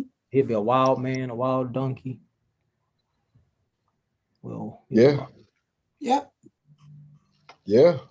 I mean, granted, he was Abraham's son, but still, there were there were other things to come from him. I always thought that that his people started out following Abraham and kept Torah and everything else, but down the line, somehow things started getting away from them. Mm-hmm. Yeah, and then they end up worshiping 364 gods. Yeah. And that's why the Prophet Muhammad was set up to in other words, to control them, to submit to one monolithic God by the Roman Catholic Church. Right. Right. What was his name? Golly, I forgot his name. It's that quick. I mentioned him before a couple of weeks ago. But, the one that testified against the Catholic Church. One of the things that he shared was about the fact that Islam became a daughter of the Catholic Church. Right. It probably started with a D. Joaquin. Huh? The great controversy is probably in here. Was it in there? Okay, that's. But dealing with the Reformation and all that stuff. The Reformation and stuff, yeah. Well, that was the Catholic Church trying to force Europe and everybody else really into being, into following after the Catholicism. Right. Because those were the Inquisitions.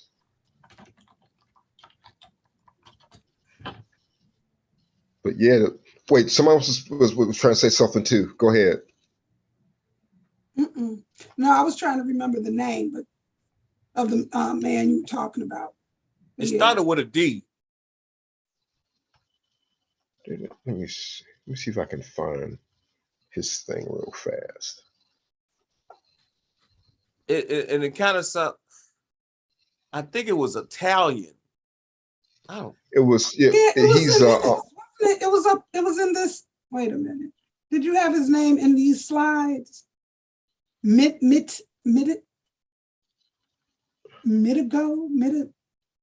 Something. I don't remember putting his name in the slide, but I did mention him. I wrote it down, I think, but I moved it out.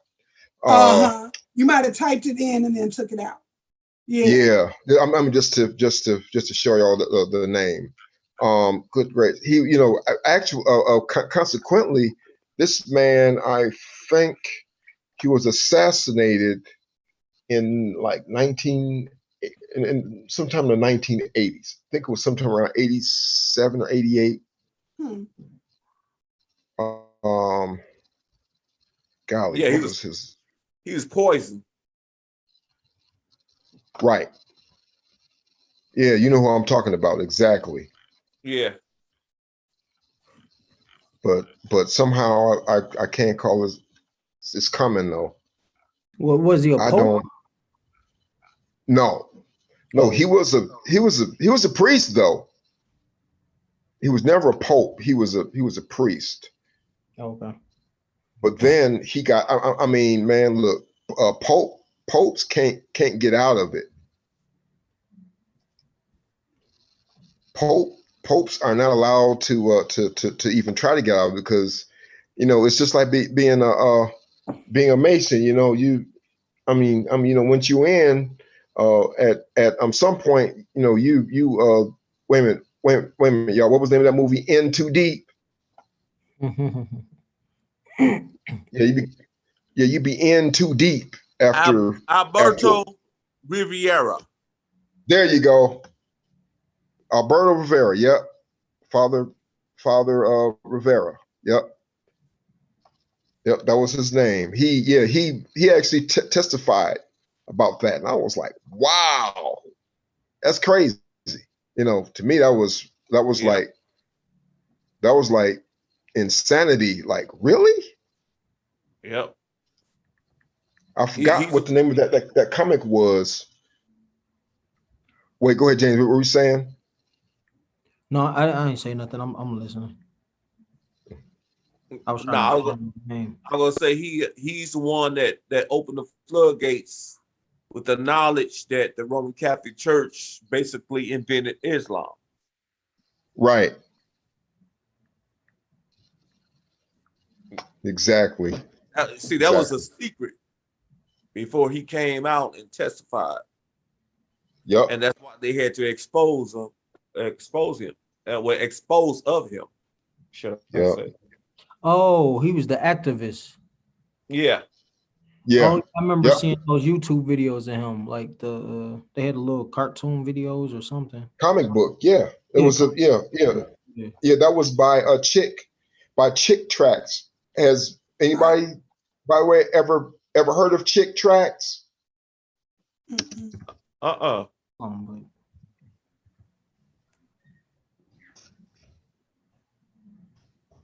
Okay. Chick Tracks. They see, Mr. Chick was the guy. He wrote those tracks that people would leave in hotel rooms and taxi cabs and places like that people read to want to come to the Lord and everything. Yeah. Heard of that. Yep. Yeah, that's what those were known as, Chick Tracks. And he kind of did them in the like in a comic book. Mm-hmm. But it's miniature, and and it had a story and everything. And I used to collect them, but I wound up, well, when you move around a lot, like I did, especially when I was in the military, sometimes stuff come up missing, and that was one of the things I hated. I'm like, man, where are my Chick Tracks at? Couldn't find them. They all small. At any rate, that's the but that's the guy who took on Father Rivera's testimony about the Catholic Church.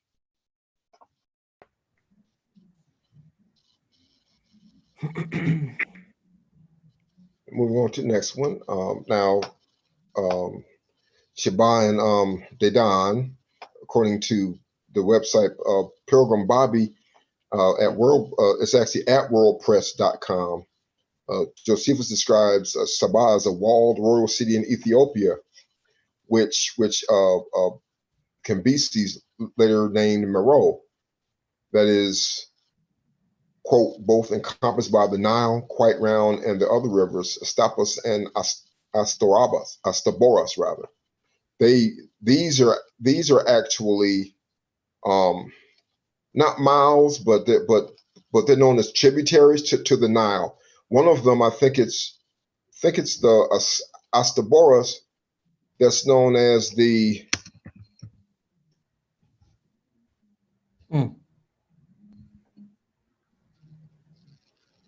and the Astaboras is known as the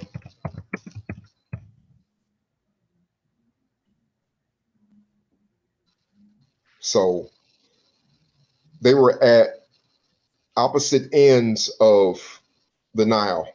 And what was wait a minute, y'all know the unique thing about the Nile? What's that? That it didn't flow from north to south. It flowed from south to north. Only river.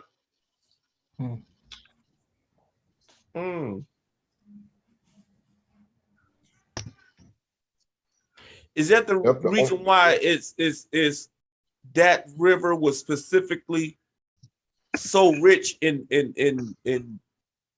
minerals, or such a good resource? That's why Egypt was so blessed or plentiful as far as crops. Is that the reason why? Yeah. Because it flowed that way. It was special. It was completely different. It was completely different. It's just like my favorite fish. You know that because that fish swims upstream, right? Only fish against the current. Yup, it flows against the current. Sure does. He swims against the current, and he's the only one of those fish who actually revisit where they were born to die. So he comes full circle. You know, no matter where he goes, he always winds up coming back to that spot where he was born in order to die. What else does that?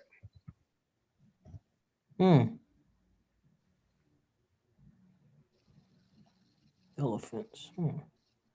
Yeah, elephants go back to their birthplace to die as well. Huh? Not if they stuck at the zoo. All right. I'm terrible. It's terrible. Get about that. Man, you know what I'm talking about, a wild animal. Come on, man.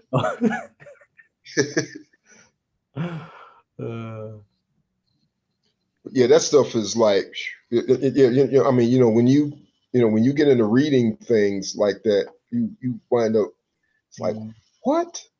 Really? You know, stuff that you never knew before. You just, I mean, even if you never intended to find it, there it is. See, they live like right around the Nile, you know, affording protection from foreign armies and river floods. Because usually it's the rivers that flow from north to south that flood. It's the only river that flows from south to north. It's the conquest of Saba that brings great fame to Moshe, simultaneously exposing his servile childhood. And whatever genealogy, either Hamite or Shemite, of theological claim to fame for this biblical land is of course, Makeda, who traveled to Jerusalem with a large caravan of precious stones, spices, and gold, ostensibly to learn, excuse me, from the wisdom of Shlomo, but more crucially with respect to genealogy, to dalliance with the Israelite king. And y'all know what that means.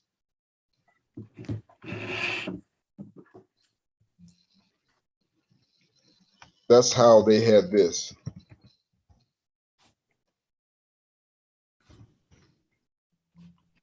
fact.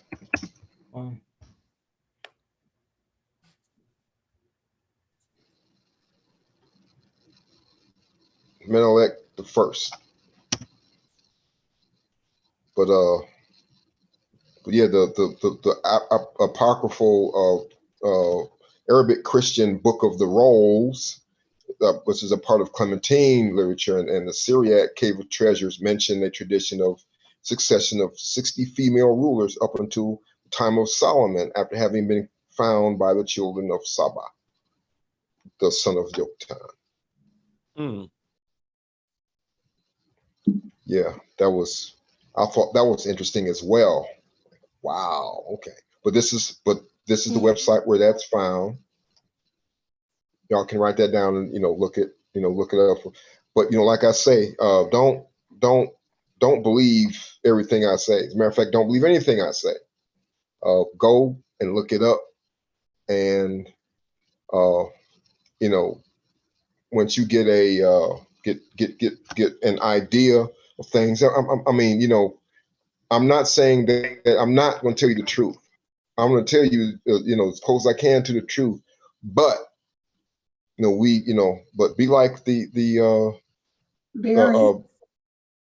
noble Bereans. Yeah, exactly. Go and check on it yourself. You don't have to have, you don't have, because I mean that's what I did. Right. Yeah, we had to, we all have to study to show ourselves approved unto Yahweh anyway. So, all I'm doing is my due diligence at this point. I mean, I love y'all, and I would never just tell you anything for the sake of telling you anything, because I'm almost doing it for a selfish reason, because I want to see y'all in heaven too. So that's a way of looking at it. But yeah, I mean, I want anyone who listens to anything that I say to go ahead and I mean, feel free to go on and look on after me. I mean, right. I accept criticism a lot. I mean, shucks, my whole military career, that's all I got, Airman, did you just come down here to piss me off? People do all kind of stuff to get in your head and to throw you off. But only those who can stand, being lambasted in front of everybody. Only they wind up deserving to be those with rank and stuff. So right. But there's a time and place for everything. Everything got to be done in decency and order. Yeah, absolutely. So there's order. We disagree, we understand. Just we'll keep it in order. Yeah, you keep being selfish.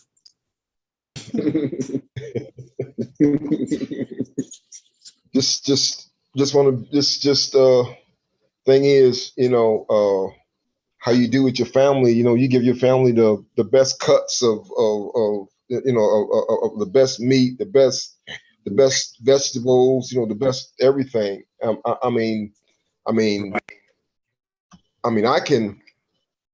understand that when you do that, you're making a sacrifice. You sacrifice yourself, but then isn't that what Yah calls us to do anyway? Correct. Mm-hmm. On a daily basis. Absolutely. Correct.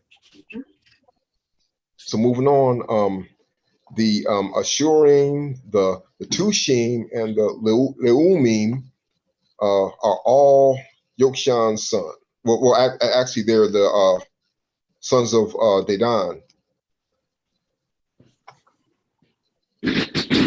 And then these, the 6 sons represent the prophetic destiny of the descendants of Keturah in the Arab Peninsula. Now the sons of Keturah, who they call Abraham's concubine. I'm not sure why they call her concubine, but she had these boys, and these were all the sons who wound up populating the East nations. And then, of course, there's Median, who these were his sons. See, the seed of Abraham to the time of all the way to the time of the judges. Midian was a son of Abraham by a Keturah. To him I left it the way that it was because that's what the quote was. So, I don't necessarily agree with this word now being there, but what word are you talking about? I believe she was his concubine. Concubine. Because Sarah died and did not commit adultery, so she's still technically his wife. So any woman that came after her would be a concubine. Although she was dead, he wasn't dead. So the marriage is still,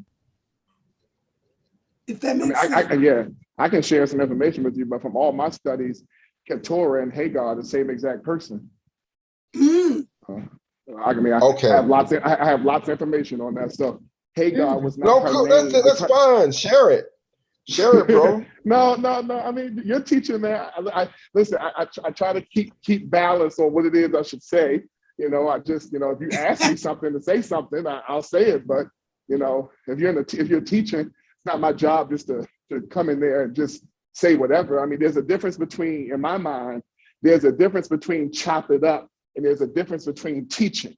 Mm-hmm. So, like with Ezra, the scripture says that Ezra stood up and gave the people the sense of the word. There's a difference when you're standing up and teaching, sitting down and teaching. There are different teaching settings. There are teaching settings where women can talk in, women can't talk in. So I'm always aware of the setting I'm in. Every setting is not for me to speak. Now, if you're the teacher and you say, hey, can you say something?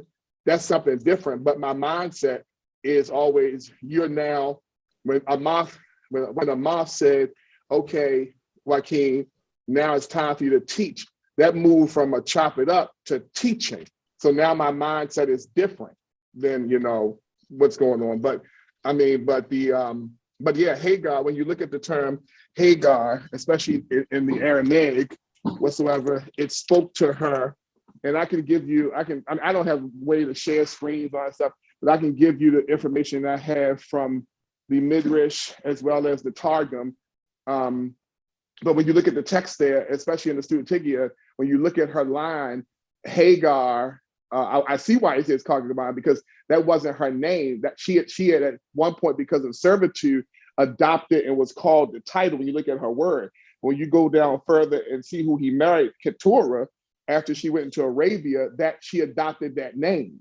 So the issue is, and so all of my studies have indicated, and I got a couple pages on it. I haven't looked at this stuff in years, but I can go back and get it out, whatever. But from my studies, when I was looking at the term concubine, I had an issue with it too. And this Yahweh told me how to go back and find that she and her are the same. They're the same person. Just one is her title of which she was a servant, and one is actually her name. So that's why the term is there. So he does wife her later. So it's sort of a return to it. But like I said, I can go in my notes. I can go in my notes and like text you over what I have, but I can't I would have to look and show you the language and show you the information I have on it. But just, that's why I believe the term is there. It's okay there because they're exactly the same person. But that's just on my study. That's news to me. Yeah. It was news to me. It was news to me when I found out. Yeah. And I don't know, somebody mentioned this, but I don't know, but wasn't Hagar, she the daughter of Pharaoh? me go back in my notes. Hold on, let me see if I can find. I believe I read that she was the daughter of Pharaoh. She was given to Abraham as a gift. I'll have to go back and look at it. Let me try to find. 1 second. Go into my notes. Look at it. But I mean, you guys keep it rolling. But I just got to go on my notes. Yeah, we don't have to. See what I can find it. Yeah. No, I'll go on my notes and look for it. But yeah, I mean, but cool. When I looked at it, and I did the research, it definitely came out to be that. I mean, I'm quite 100% sure it is. I just have to go back and like I haven't looked at that in a very, very long time. But I just know whenever people mention that, I hear it and I already know that, okay, well, it's because they don't know that they're the same person. But like I said, I'll send over what I have when I can find it. Sure, that's much appreciated, my brother. No problem. Where's the Talmud, the Midrash? Where am I at? That's cool. I mean, send that, whenever you get a chance. Sure. I will definitely sit there and I will assimilate that into my teaching. I didn't because now which terminology is her servitude name? Is it just the term Hagar? Hagar. Yeah, Hagar. Just that term is her servitude title. It wasn't her actual name because at that time period, because of how she was sold as her servitude name, like Jakim, or they were when you look at these Zitzim Laban or manners and customs of how people sold people, they didn't always care about their name. That's where the term sir came from, like a sir or Lord. Like it wasn't necessarily people think that's her name, but that wasn't her name. Yahweh doesn't really reveal her name till later on, and in the text, and he comes right back around and marries her later on. But yes, the term her servitude name was just that. But again, like I said, I'll put it together and send it over to you when I can get it through my notes. Because right now it's just off the top of my head. I just know every time that topic comes up, it's a sensitive topic for me because I just know like, oh, okay, well, this is the reason people are having issues with it because they just don't know. I had the same issue, and I just had to seek Yahweh about it in my studies because I'm looking at the term concubine. I went further into the word. I looked at the word, like you said, like let me relook at the Hebrew word for concubine. Let me look at this word again, the Aramaic, and I was uneasy in my spirit about it. And I was like, Yahweh, can you show me like why this is the case? So because he had to let me know it wasn't in the language. My problem wasn't the language. My problem was following the genealogy. So I just had to go back and say, oh, okay. Oh, Yahweh, you smooth. Okay, so this is actually the same chick. So like, okay, well, so I was fine, Even when it says in Genesis 25:1, and Abraham took another wife, and her name was Keturah. You did, yeah, you're right. It says another there. But... Yeah, I took that actually to mean that this was a totally different woman altogether. That's the that was the rub. Yeah, that was all. That doesn't always. Yeah. So it wasn't always. It all depends on the situation, whatever. Like we have to look at the Hebrew text, as we always know. Like now, whenever I'm looking at something like that, the English is not my authority. So so it's like the term all, like when Paul says, or the scripture says, all things are lawful, and not all things. All doesn't always mean all. It has to deal with the context of what's going on. So yes, but how did he take her as a wife? You know what I'm saying? Because of what even went on. But yes, I guess I'll send the information over. But it doesn't. That doesn't. I'm not moved by those terms. Don't scare me. It's not. It doesn't change. Because I have to still look at inductive and deductive. Like if I look like it says like with the whole concept of when you look at Genesis as it relates to saying whether it was a worldwide flood or regional flood, we have to take our mindset. And a lot of times, what we are not doing. We are not taking our mindset back to the mind of the people the way the first century people saw the word all, the way the first century people saw another, because we more than what we would like to think. We are seeing how they saw things through our eyes. Like when ancient people looked at the stars, they looked at the stars and they saw the stars to be alive.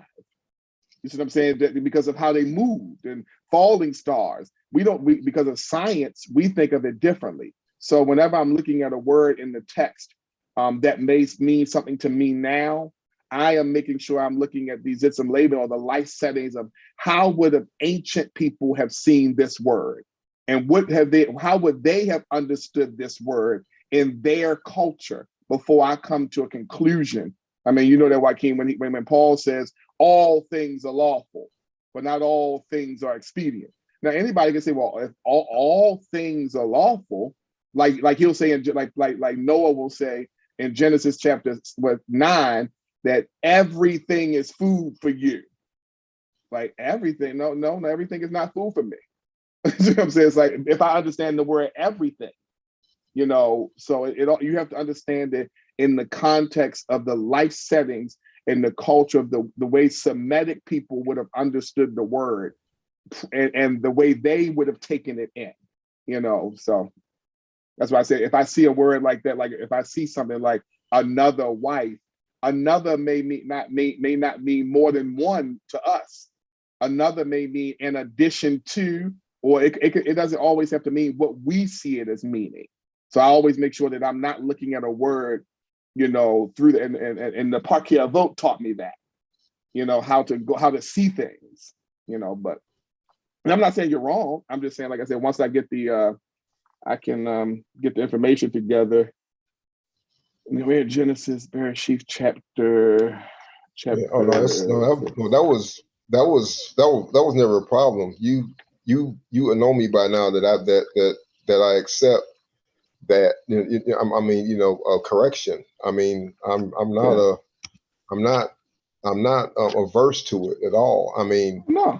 Shucks. I mean, my own officers, when I was in the military, they, especially your training instructors and those drill instructors, they be all in your face, hollering, spitting all in your face and everything. You got to hold your cool and stand there and understand what they were saying without knocking his head off. Yeah, you're right.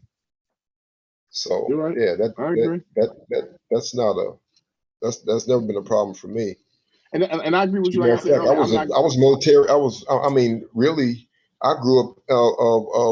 I mean, my mom's dad was military.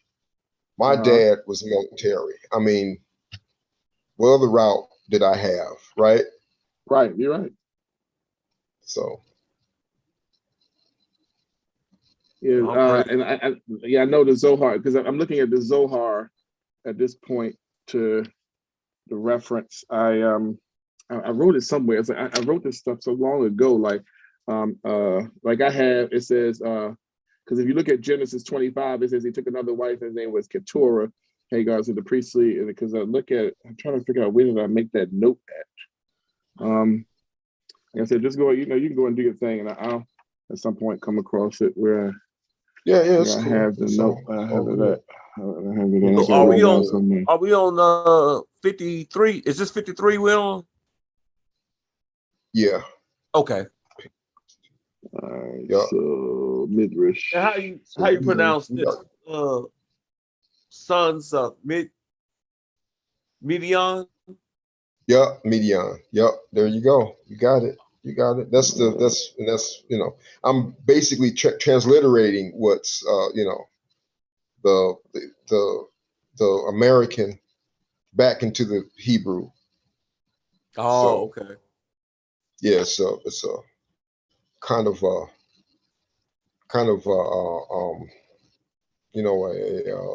I guess you can call it it's a transliteration basically. Okay. Yeah, that's how I do it, just for people to understand it.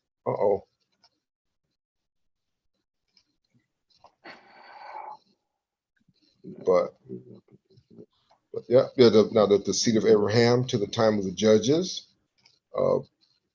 Midian was a son of Abraham by his concubine Keturah. To him were born 5 sons. Epa, Neper, Hanok, Abida, and Eldah, according to Genesis 25, 2 and 4, and 1 Chronicles 1:32. Now, them bearing gifts from Abraham, he and his brothers, each with his own household, moved off from Isaac into the east country, according to Genesis 25 and 6. So the first recorded incident in the history of the tribe is a defeat in the field of Moab at the hands of Hadad, king of Edom. See, of this, nothing beyond the fact is known.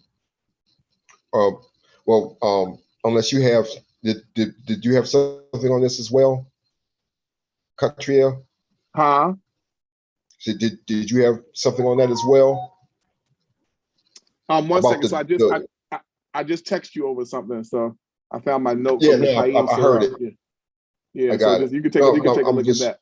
Yeah. Sure. I was just wondering, did you know anything beyond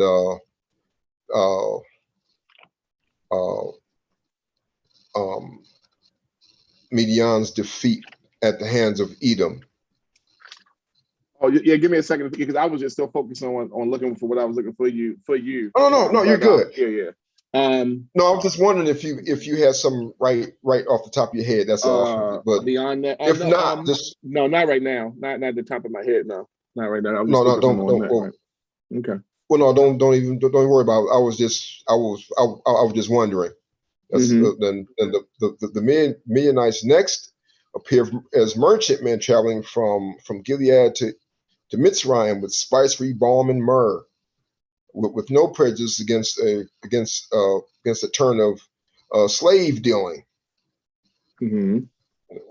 Moshe, on fleeing from Egypt, found refuge in the land of Midian and became son-in-law of Yitro. These are the priestly anybody tribe. Remember that? Jethro. Huh? Mm-hmm. They're the priestly tribe, right? Yep. Yeah, they're because Jethro means like a certain. I think like because his name wasn't Jethro, his name was Ruel.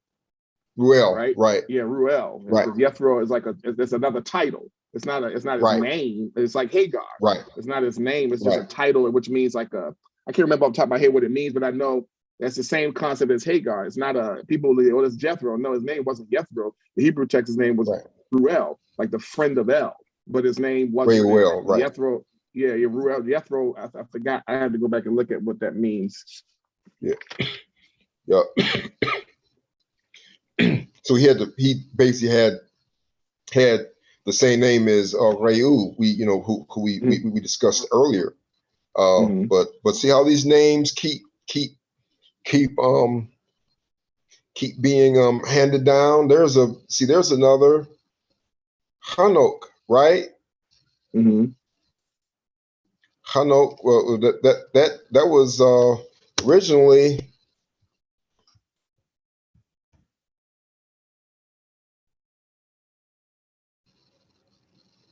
And yes, that Enoch.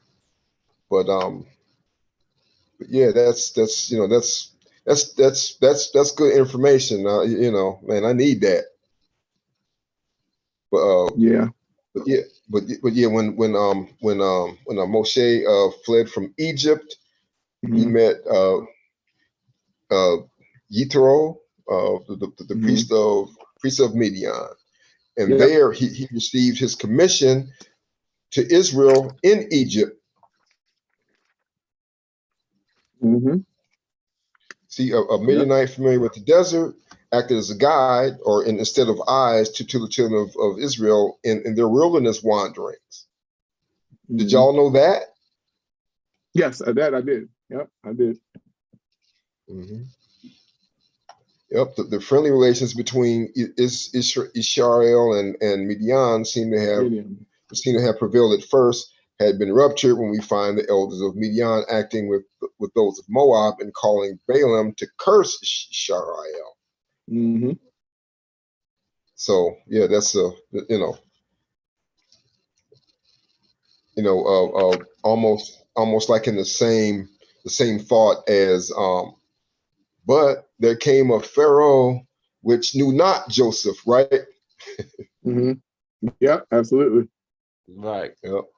Because of the grievous sin in which they seduced Israel on the shrewd device of Balaam, a war of vengeance was made against the Midianites, in which 5 of their chiefs perished. The males were ruthlessly slain, and Balaam was also put to death. This is in Numbers again. See, all that happened right there, uh, uh, in the name of the book and in the expression Bamidbar. It actually means in the wilderness. Mm-hmm. Numbers actually refer to the fact that there were millions of them that walked out of Mitzrayim. So we next hear of Midian as oppressing Israel for 7 years. So along with the Amalekites and the children of the east, they swarmed across the Yarden, and their multitudinous beasts swept up the produce of the earth. An overwhelming disaster befell this horde at the onset of Gideon's chosen men. Y'all remember? Wait, what was the name of the movie? What's that? What? I don't want to. Let me make it big. Remember that movie? 300. Yeah. Yeah. Sparta. This is Sparta. Yeah. Well, they actually based that on Gideon. Of course, yeah, absolutely, yep. Most Greek mythology is based off of Hebraic accounts. all of the pantheon is based off of some Hebraic account. Yeah, exactly. Zeus, Zeus being in the mountain and Yahweh being in the mountains and all of the mountain all of that stuff is based upon Hebraic accounts. So, but, exactly. But yeah, that's something not a lot of people know, but right. Did y'all and I know y'all know this, that let me just do this. It's oh no, it's in let me see. Let me do this. I'm gonna see if I can, okay. This didn't make it big enough. I want to make it big enough so you guys could see it.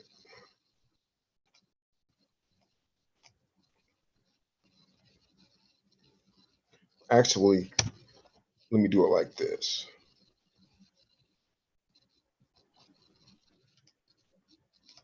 Just to show you something here real quick. Something I learned a while ago that to me, well, it wasn't shocking, but at the same time, when you're not, when you don't hear it at first,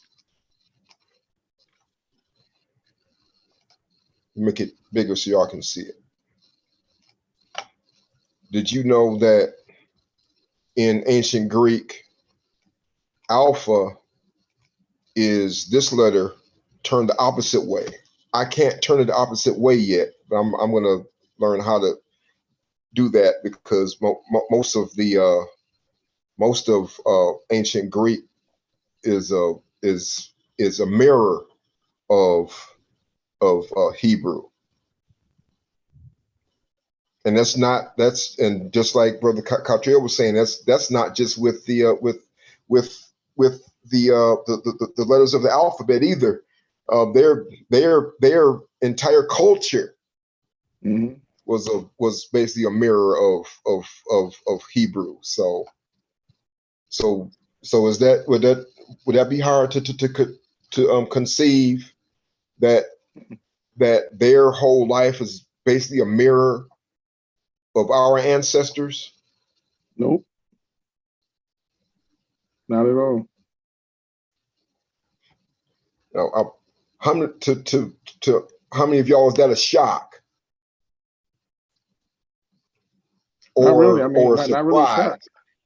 No, No, I don't not at mean all. you. I mean someone who never Oh, heard okay. it before. Oh, okay, got you. Did anybody ever hear? Had anybody ever heard that before? Repeat that what you said, Joaquin. Have we I heard said, what? is it a shock that that every one of Greek concepts are a mirror of Hebrew concepts? Oh, not at all. Not at all. Because everything started with us. Mm-hmm. I think the Absolutely. problem is historically that people have the accounts. I think I said one night the accounts of other cultures may seem to be older than the Hebrew culture. That's where the problem comes in. When you look at carbon dating and you look at the Epic of Gilgamesh and you look at Egyptology, where the problem comes in is that those things date further back than the Hebrew culture. So that's why scholarship will say that, well, the Hebrews got this from them. And the Hebrews got, and if you're looking at it from a human standpoint, that would be the correct way. But the Hebrew people didn't exist until Abraham.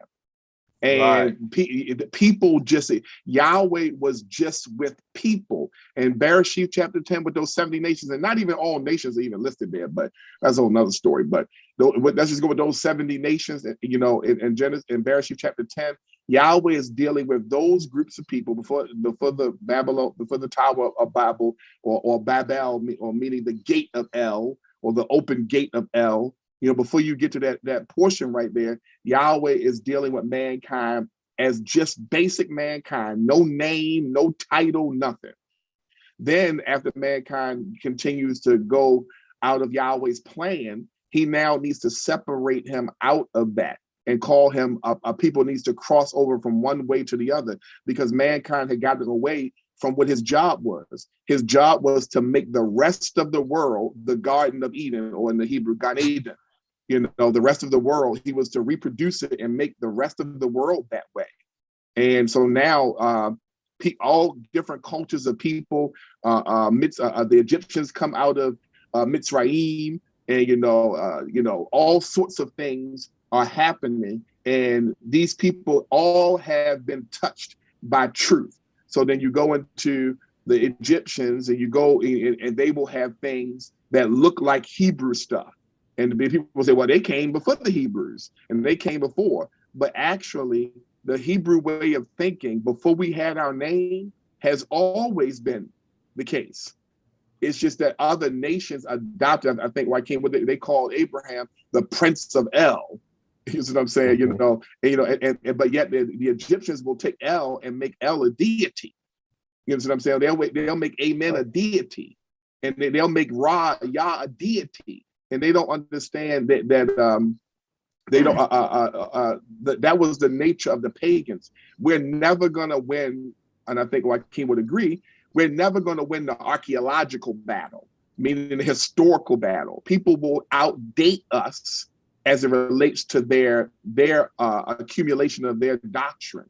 But what they can never outdate is that we were the first people to receive Yahweh's information. That's why it says in Genesis, Bereshit 26, 4 and 5, I believe it is. It says that Abraham kept all of Yahweh's commandments, statutes, and laws. Like, how is that even possible?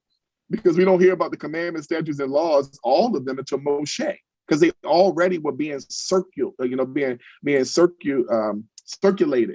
back then. It just was codified when the Torah came. So now, people with the pantheon, so all these cultures will go, well, this is older than the book. This is older than the Bible. It doesn't make a difference. They got that from us before we were called Hebrews. They got that from us before we were called. So that's where the problem comes in. They adopted that from us. So the reason that Yahweh, I tell people this all the time, the reason that Yahweh has not allowed so much Hebraic archaeology, I mean, just to blow back the sands of time, so much of our archaeology is being protected.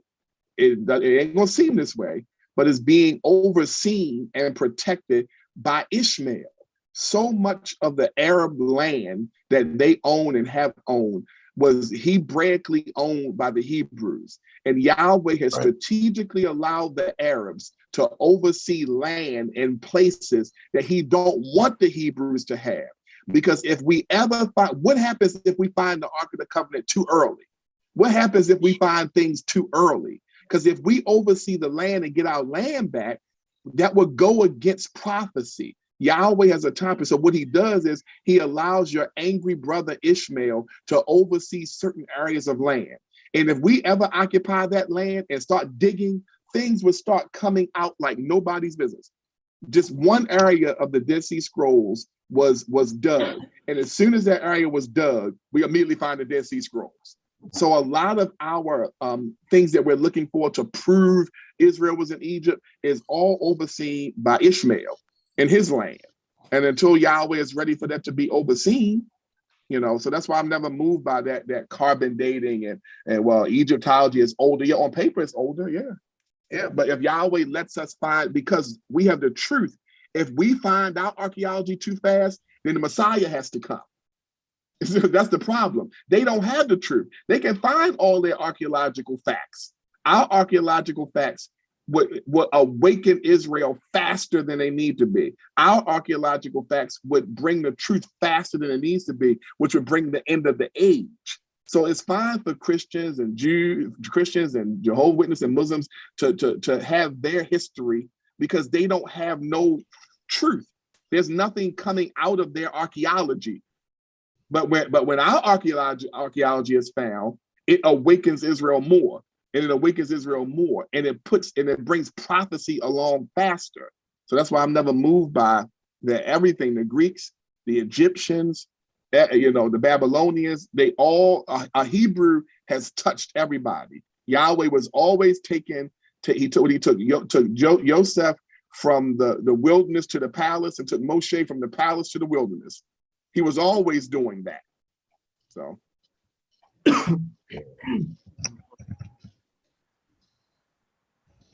Anybody know what that word means? Religion. Which one? Hard to see. Religion? Yeah. Many. Does it mean to conform or constrain? Watch this. Many renewed. Well, actually, I'm going to take it and put it where it belongs. Put that here. To return is right? And leave. Watch this. This is, right. Which means, you ever heard that word before? Actually, this way. My liege. My liege. Oh, okay. My liege, which means that this is the master, therefore the other is the servant. Servant. That's what a liege is. Liege is really master. So when you break down the real definition of this word, this is basically what you get in Latin.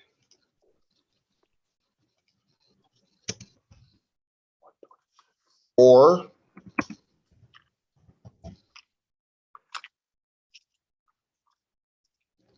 Mm-hmm. Mm-hmm. Wow. return to slavery, return to, and that's not just talk. That's not even talking about Yah being your master. It's actually referring to a man, a liege. Wow. Someone someone who you bow down to. Wow. That's why I've never really used that word so much. I don't even use this word that much.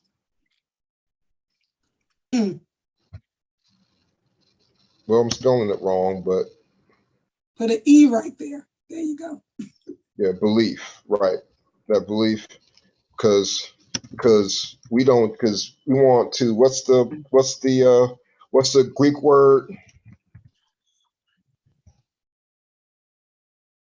It's actually Epinosko. Epinosko. epignosis, which means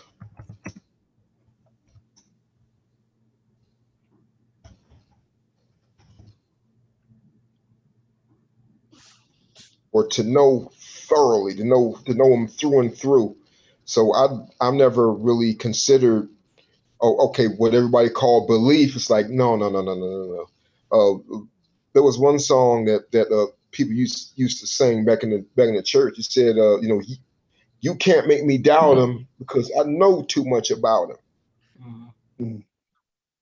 That's my thing. It's about having gaining more and more knowledge of him. And that's why, that's why I've always had made a division between a person's religion and really what it is they know. Hey, Joaquin, I have a quick question. If you don't mind. Can you tell me what Yaakov means in Jacob or Yaakov chapter 1 verse 26 pertaining to that word there? Because I'm looking at the emphatic diaglot right now as far as the Greek text. I have my Aramaic text there. And I just want to make sure you have the same word there, because the word that it's in my Aramaic text is there, and in my emphatic diaglot, which is the oldest Greek text, which I have the most respected Greek text, the word is there. Can you help me understand? Maybe I'm interpreting it incorrectly. Can you help me understand what he means there? In verse 26 and verse 27. Jacob chapter 1, verse 26 and 27.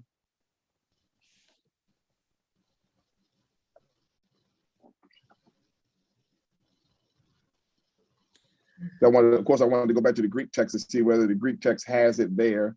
Is it using a different word? And I went back to the Aramaic text, and my Rashida text uses the same word there, religion. So James 1:26. And 27, because he uses the word there. He uses the word religion.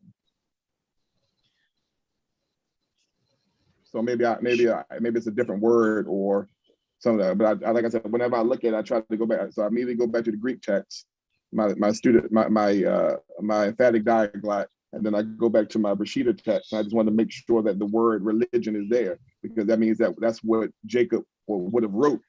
He wrote maybe that doesn't mean he may have wrote it because of the people he's talking to. And that could be because looking at it in an inductive way. I never look at anything deductive. It doesn't mean it's a proper word to use. He could just be using it because of the culture of the people that he's around. So I just want your thoughts on that, because I never had a problem with the word religion, because I understand what it means. But when you say what it goes back to, does he mean what does Yaakov mean here when he says what he's saying here?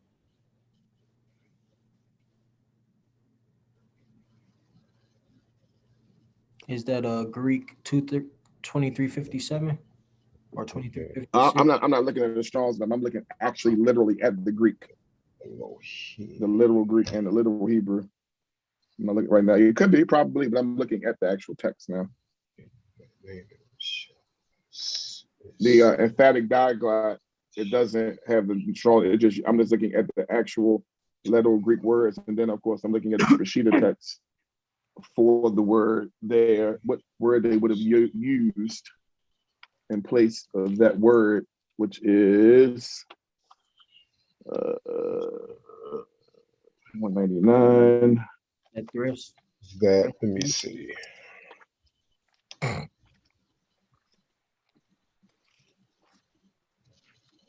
It's because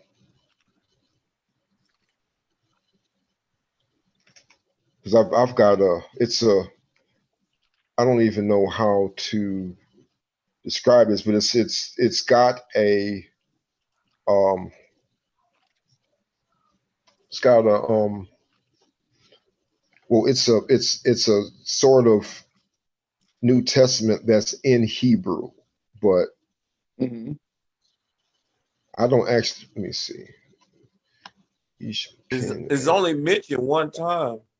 Yo, a bed. That's oh, that is the word servant. Yeah, that's what I have here in the Hebrew text, to serve. But it doesn't say. Well, see, this is because what the expression is Lihio Abed Elohim, and I don't see that in the actual text. I mean the American. I guess that's why it was throwing me. This just I'm like, wait a minute. Okay, then it has to be Abed then. Because he said to be a servant of Elohim, in other words. Right, or even a slave to him, or prisoner. That's well, what I have. sure. I have a servant. Yeah, I have a slave servant, because the word, the bed, because when he says, if anyone think to be religious, because he's speaking out against people, against he says, who does not restrain his tongue, but deludes his own heart, this man's religion is in vain.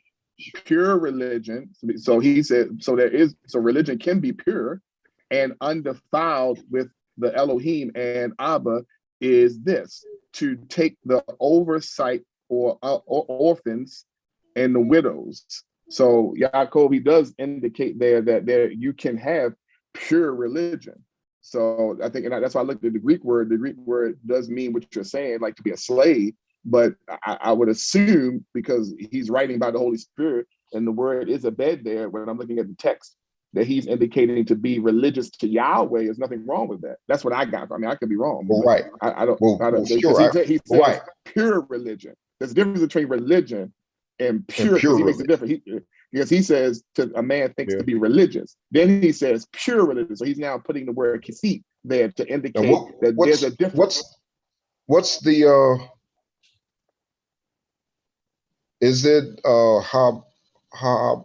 Ha'aboda? Yes, that's what I have here in my Arabic. That's what I have in the Hebrew, and then in the Aramaic. Ha'aboda Hatahora. Hold on one second. Hold on one quick second. Let me do this really quick. Because this is Zot, Ha'aboda Hatahora.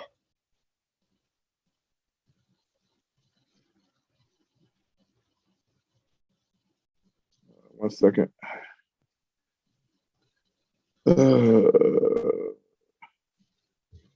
I could see that. Well, I mean, the word that I'm describing is religious. I wasn't saying that there's no such thing as pure religion. What I'm saying is, that's what I was asking. Yeah. You know, because that was when I looked at the text there. I maybe I misunderstood you. I thought that you said that you don't have a problem with the word religion, like that you don't use it. And I'm saying that I think because of today. Yeah, I mean that's fine. I mean, I was just based upon upon what Yaakov says. Like I don't have a problem with saying it. I just understand the difference between religion and pure religion. He does say that there. He's everything that's written is written by the Holy Spirit.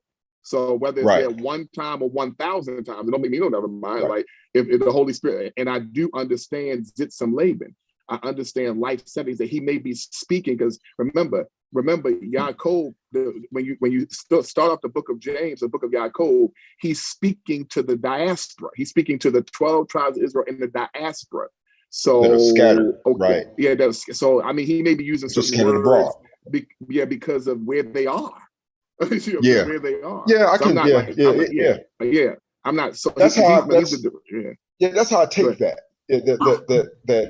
That he's speaking of idiosyncratically to the people who are, in whatever countries they are.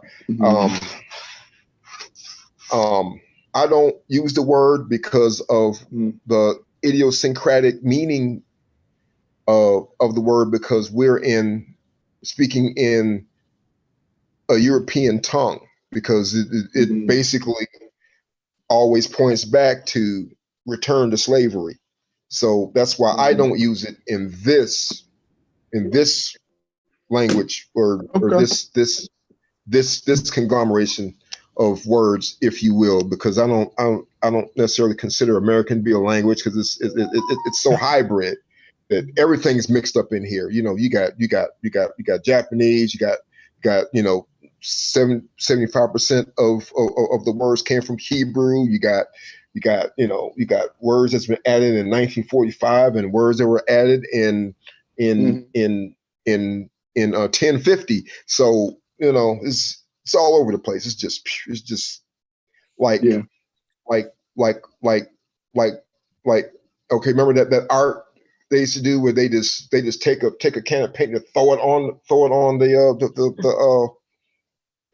the thing and just spread this everywhere. That's how this language is. It's just everywhere. You don't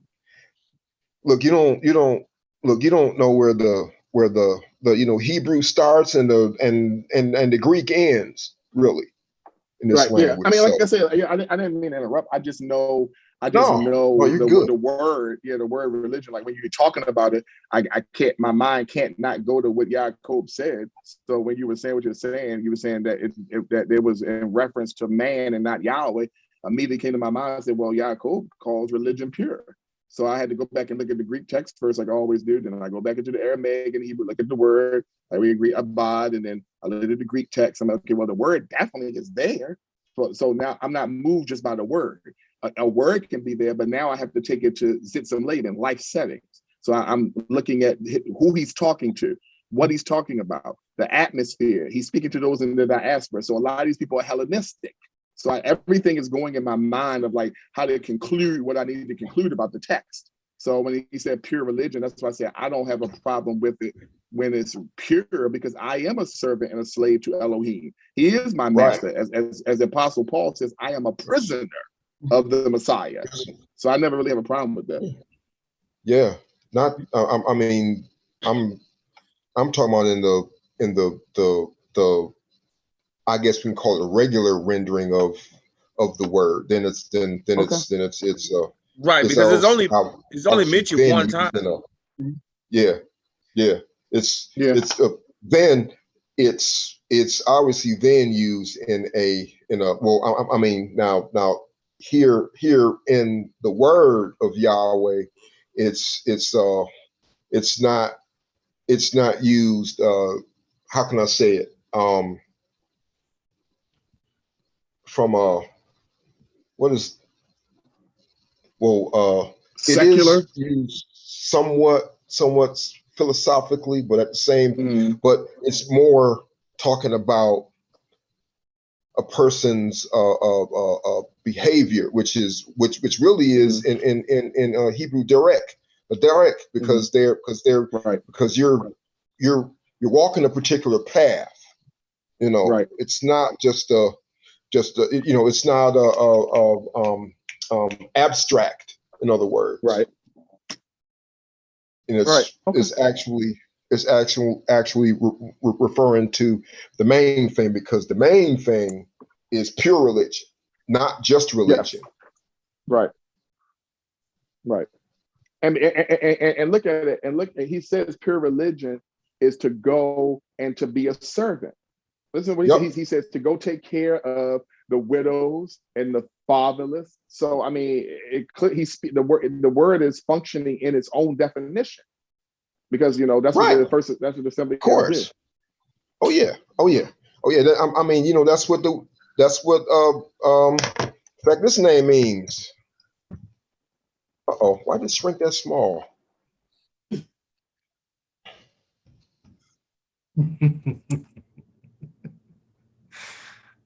Right? Right? Jacob, what happened? You laughed? What happened? Y'all want to hear me laugh? Not supposed to hear you laugh. Well, you got to mute your laugh then. Well, see that. Well, that you know, I don't discount that word right there. Okay, that was my main question, because I'm like, it is there. Right. It's definitely there. No. So, of course. Okay. Of course. Yeah. No, I know that word is there, but it's put there as part of a not just conscientious, but also as a cultural norm. It's it's okay. This is how this culture looks at this word or uses this word, that all of us are Obadiah. I get it. Yeah. I mean, what I'm only referring to is the fact that when we use it outside of that context, what we're doing is, what we're using is the only other form of it, which is a return to slavery. Yeah, and right. I'm not just talking about servanthood to Yah, because in fact he's conditioning us to be sons. Right. We're not going to stop at being servants. We're going to be progressed through the ranks to become sons. So, hey, not to be the dead horse, but to go back to that word religion, it don't say that in the cipher. It don't say. It says, if any man among you seems to be observant and bridles not his tongue, but deceives his own heart, this man's observance is vain. I mean, that's a definite. That's one way to. I mean, when you look at the word religion, look at the definition of it. That's just another definition of the word.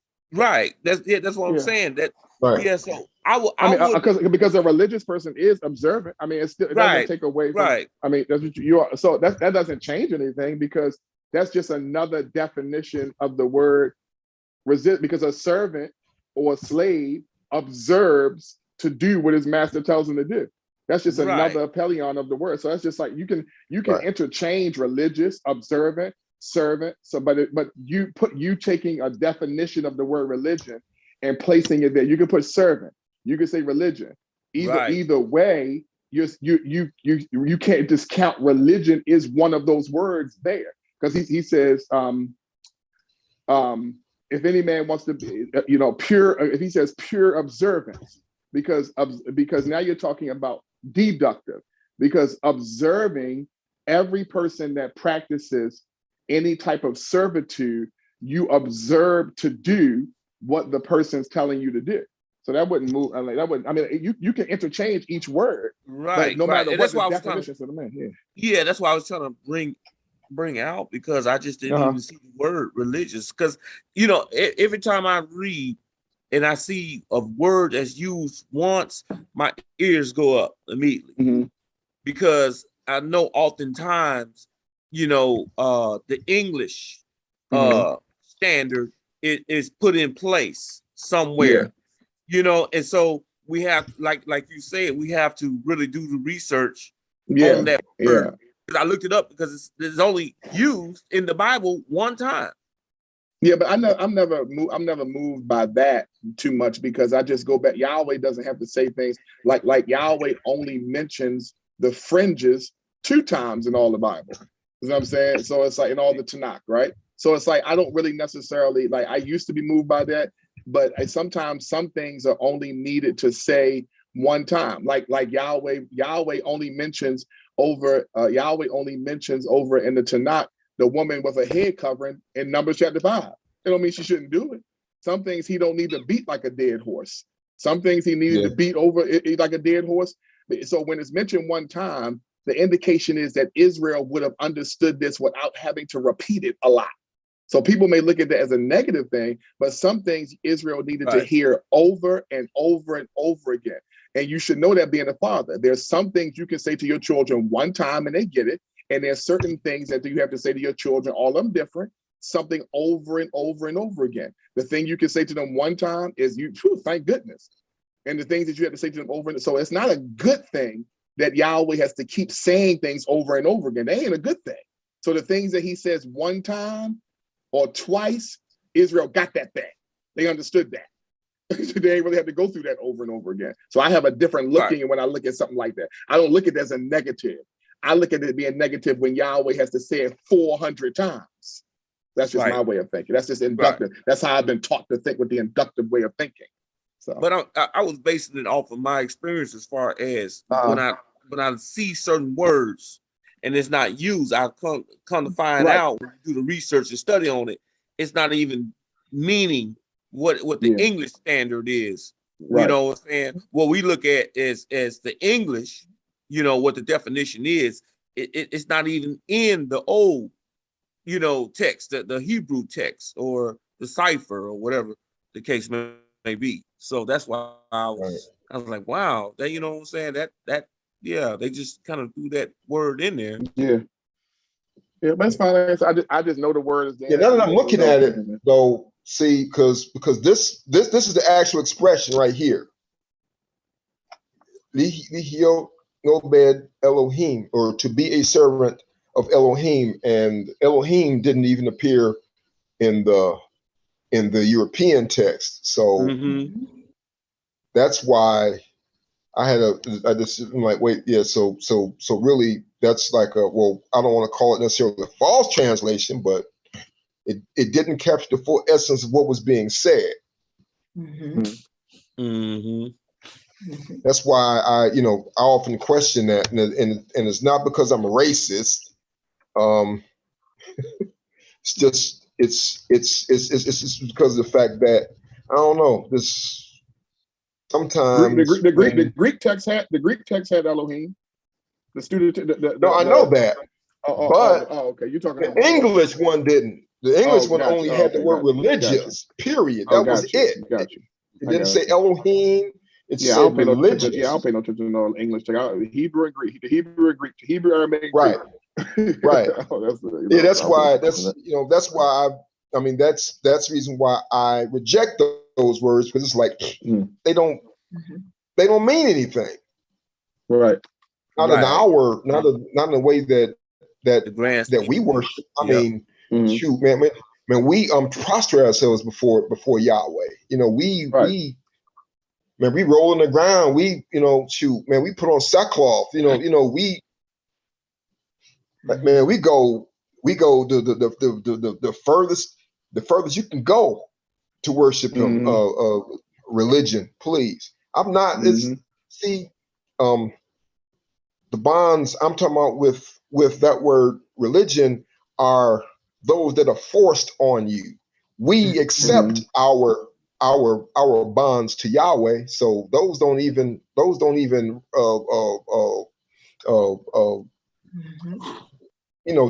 there's no resonance. If you follow what I'm saying.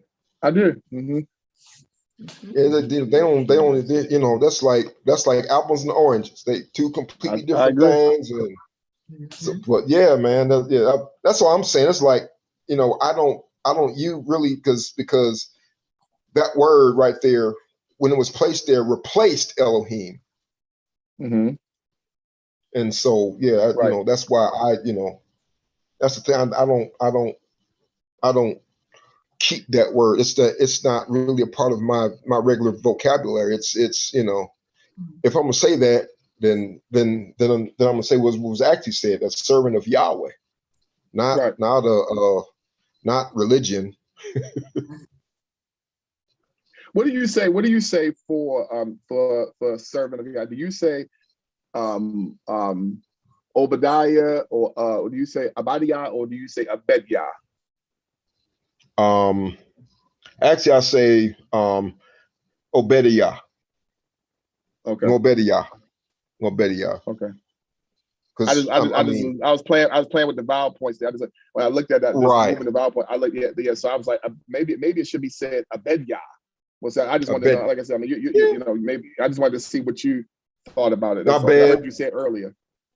Yeah. Because like the expression actually says is Lihio. Now this is the I guess I can call it plain Obed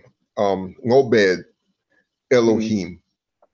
Mm-hmm. You know, but if it's well, how we pronounce it in American tongue, Obadiah, it's Right. I say Obadiah. So it's, okay, that's you know, fine. I mean, that's fine. I just was. I mean, I look at the yeah. because you know it's just Of course. moving. You know, looking at the text, it's just moving the pachak. So I'm playing with the lettering, and I'm like, okay, Right. so the symmetry there is like, okay, I definitely could say that, but I just, I mean, that's your expertise. So that's what I wanted to know about. So Sure. that's the way I say it. That's yeah. I mean, you know, because I don't because there's only the switching out of the schwa and one of the other vowels. That's the difference between the pronunciation of Yahweh and Yahuwah. So you know, I get it.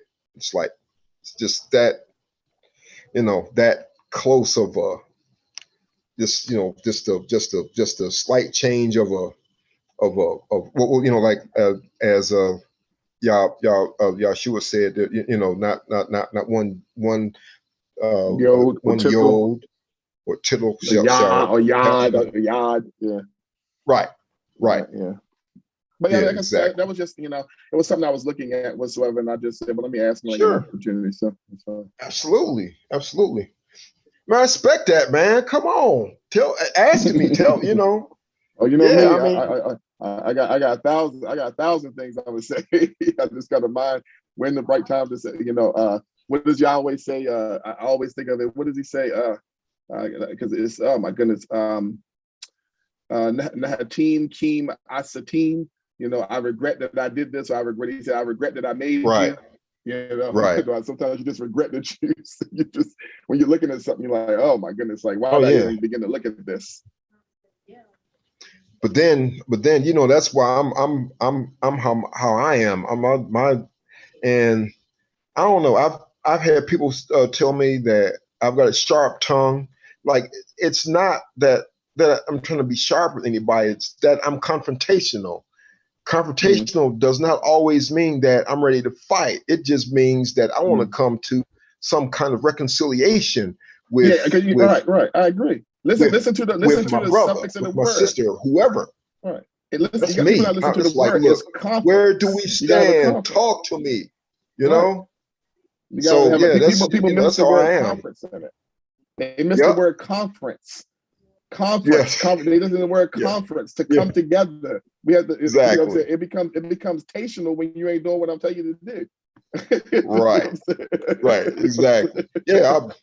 But man, you know me. You know, I've always been this way, but you know, I don't fail to show love to my brothers and sisters, because I love and respect all of you. Y'all are, you know, y'all are my brothers and sisters, as if my mom had y'all and we was all raised up together in the same house. That's how I feel about my Hebrew brothers and sisters. It's like to me, it's like I'm meeting other parts of my family who I'm getting ready to spend eternity with. So I mean, like you, why wouldn't I be less than I am? You know. I agree. You know. I mean, you know, why would I come? So yeah, of course, people and families debate a little bit, but that don't mean that there's a lack of love. Right. That just mean you know, what's the phrase we always use? Let us reason together. And that's me. That's just me.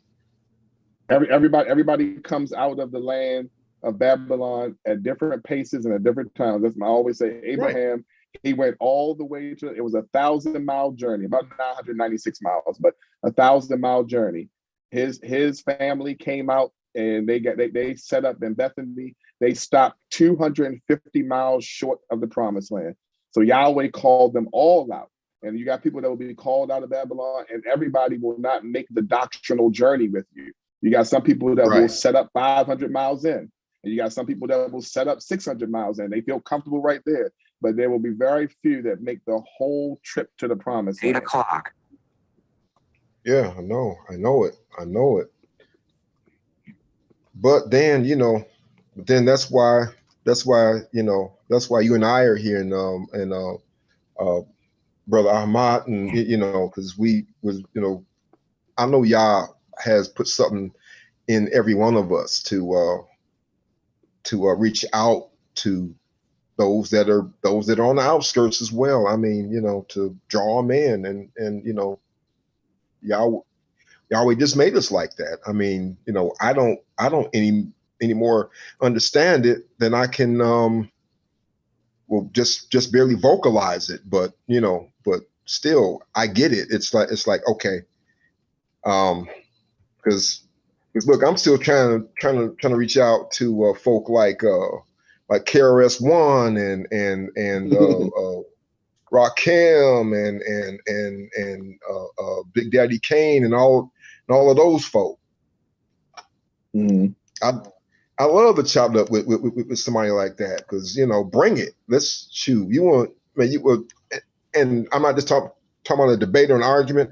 I'm talking about where what's the expression? Where is ya at? Mm-hmm. Right. I want to know, because I mean, these guys make friends just like we do. I mean, Yeah, I think the most difficult thing is being someone sharing information or teaching is being able to, like I always tell my elder, I said, man, you have a very difficult job. I would never want to be the elder of an assembly. I said, every Sabbath, every teaching, you have this most difficult job. Everybody in that room is at a different spiritual level. You got some people that need milk. You got some people that need meat. You got some people that are there just for spite. Everybody, as Jacob calls them, love, rocks at your love feast. Like, you literally have to be able to teach everybody on the level that they are. When you normally are a teacher, this, Joaquin, like if you are a 9th grade teacher, you're teaching all 9th graders. They're all at the same place in the grade level. But when you are a teacher of Yahweh's truth, everybody comes in there with a different mentality. Some have doctrinal baggage. Some have need understanding. So it is your job to be able to educate everybody on that level. Like when I was saying earlier, the whole thing with Keturah and Hagar, everybody's not going to be able to receive that. I didn't understand it when I had it, because whenever Yahweh says something to me, I quite tell him, I say, Yahweh, like, I don't understand why this is the case or how this is the case. I mean, I know what you're showing me, but you got to understand, everybody's not at the same place, because I wasn't at the place to receive it until he gave it to me. I mean, the day before that, I didn't know that. You know what I'm saying? I didn't know that. So he was, and he gave it to me when my mind was ready to do it. Because prior to that, I'm like, concubine. Like, what does this even make any sense? So as he felt worthy enough to have me because I'm diligently seeking him, this was the time to now see this. Now, when I see it, it doesn't even, now I say to Yahweh, I say, listen, like, is this just for me? Or this means for me to explain to people? Because because you got some things, what does the scripture say? He quickens us. Some things he just quickens us to understand. And the quickening don't mean you can give no background on it.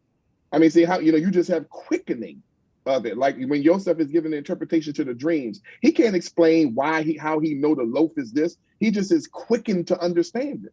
And everybody is not quickened to understand everything. I think that's the most difficult thing. You have to continue to work with people, and the students grow you as you grow with them. Is what I'm saying? They grow you just as much as you grow them. Yeah. Oh, no doubt. That's like that's the thing about teaching, is it's contact. You don't just contact them with information, but you contact your students with yourself, and that's a major thing. It's like we always use the expression, iron sharpens iron. That's exactly what each of us do to one another, whether we're the teacher or we're the student. In fact, in Hebrew, Lamed and Talmud are really the same word. It's just opposite sides of the same coin. Teach and learn. Yep. So yeah, I mean, that's how I take that. That's not a thing for me. It's I get it. Right. All right, brothers. It's 7 o'clock. What? Actually, even 8 o'clock here. Ooh. It's 8 and I've taken my pain medicine.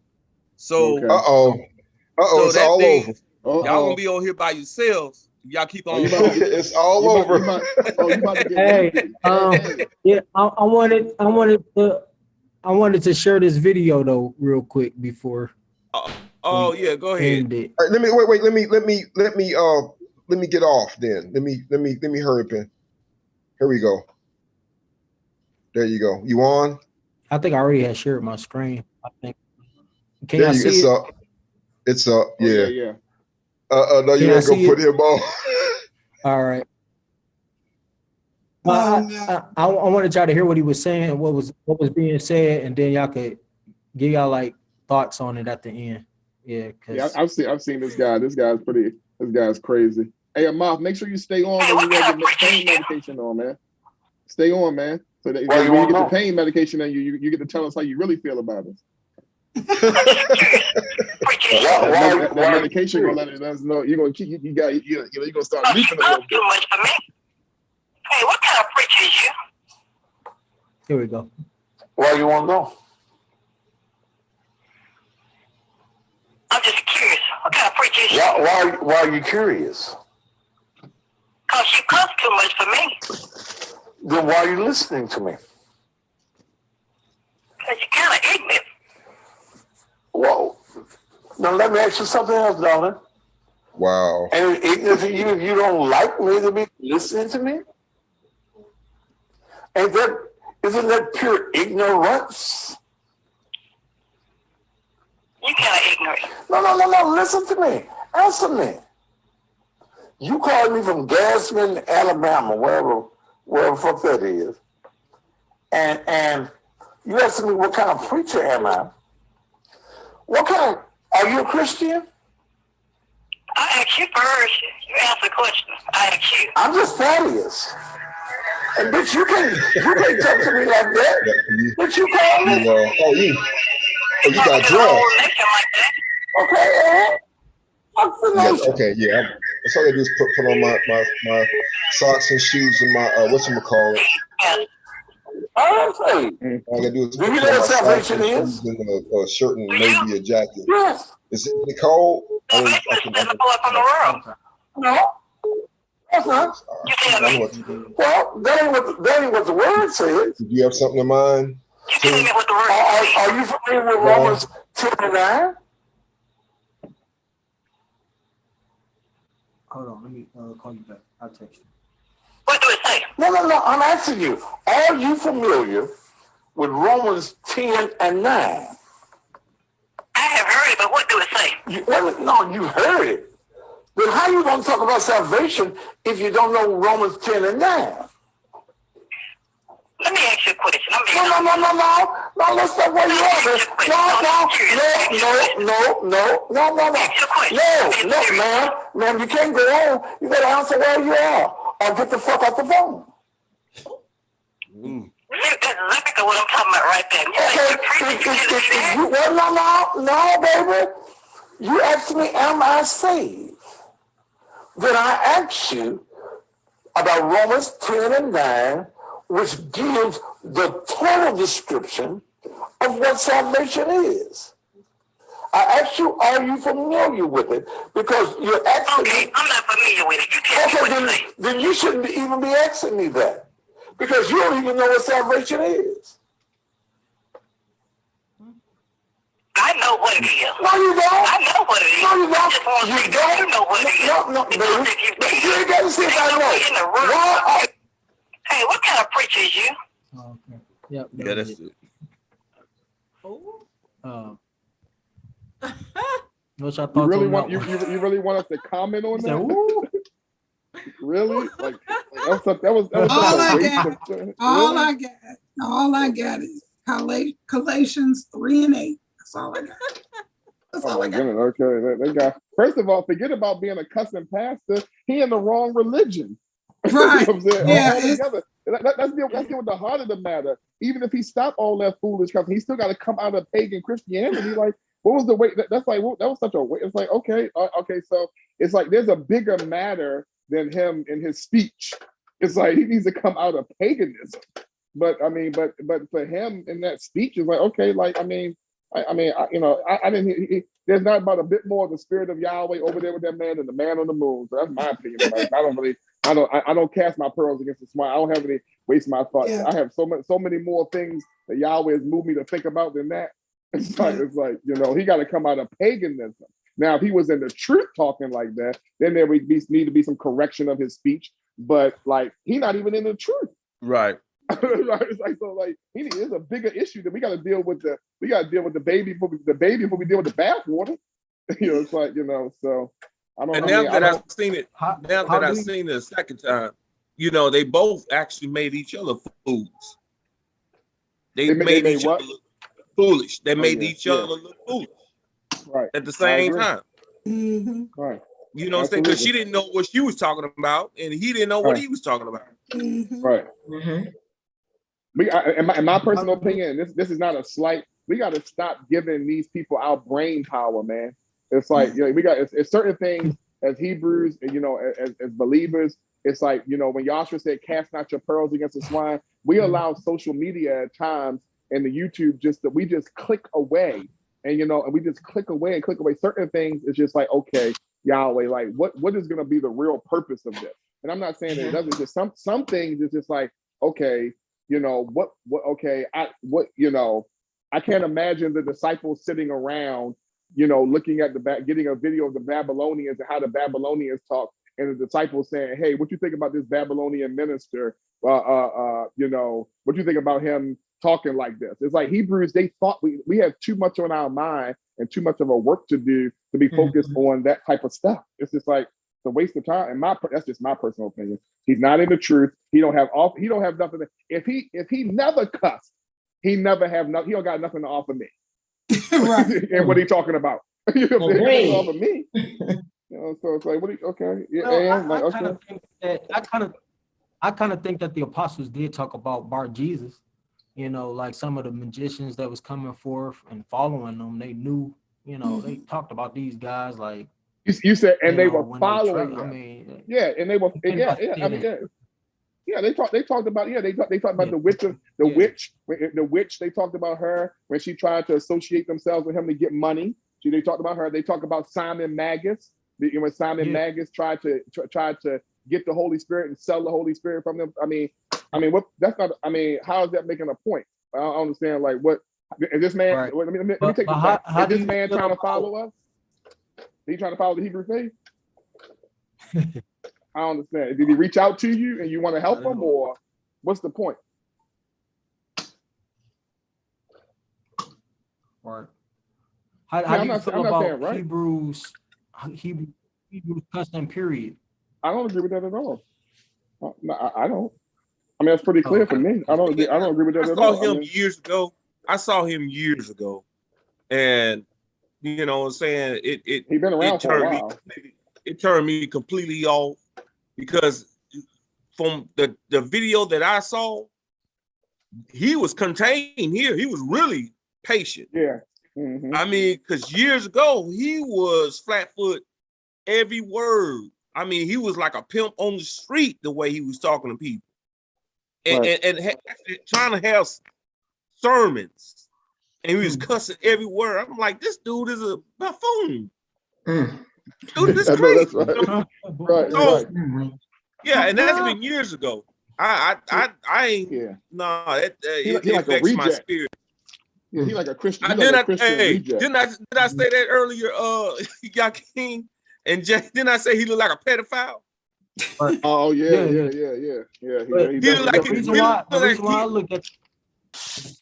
He looked like he'll roll around elementary school, just right around until elementary schools get out. The question is, does he have a following? Does he have an actual, temple? Does he actually have followers? Yes. Wow. Of course, yeah. Yes. He has followers. And they ain't hard to do. Wow. And I'll be looking at videos like that just to laugh at people. I like to laugh at people. That's your personal choice. Sometimes it's good. Yeah, that's your personal. I mean, if that works for you, that's fine. He says in Colossians chapter 3, verse 5, he said, put to death, he said, put to death, therefore, your members, which are upon the earth, fornication, uncleanness, passion, evil desires, and covetousness, which is idolatry.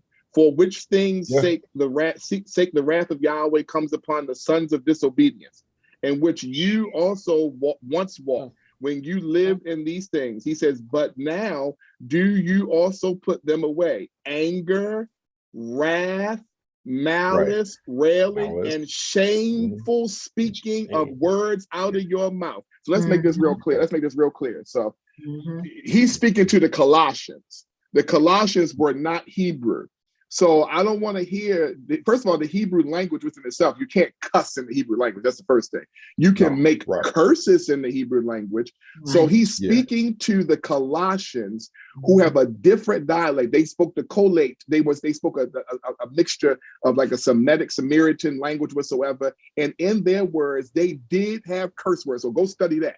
Let's go study what the Colossians spoke and how they were able to speak. So there are Semitic words. So when he says shameful speaking out of your mouth, any words that you are speaking, because this letter didn't just go to the Colossians. This letter went out to the apostolic assembly. So shameful speaking out of your mouth.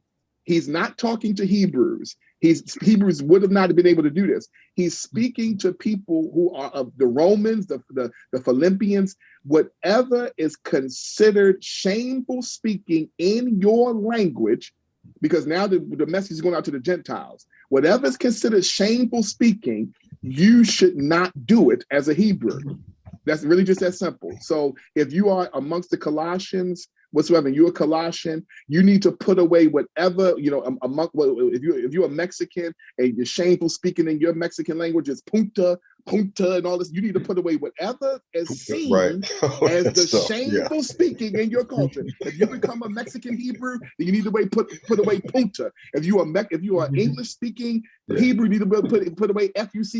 If you are a Australian speaking Hebrew, you need to put away farfenugan. Whatever those shameful words are in your language, you need not to say them. It's really just that simple, because we're not even talking about Hebrew, because Hebrew, that's not even an issue. He's speaking to the Colossians because other cultures of language did have curse word. They had shameful speaking.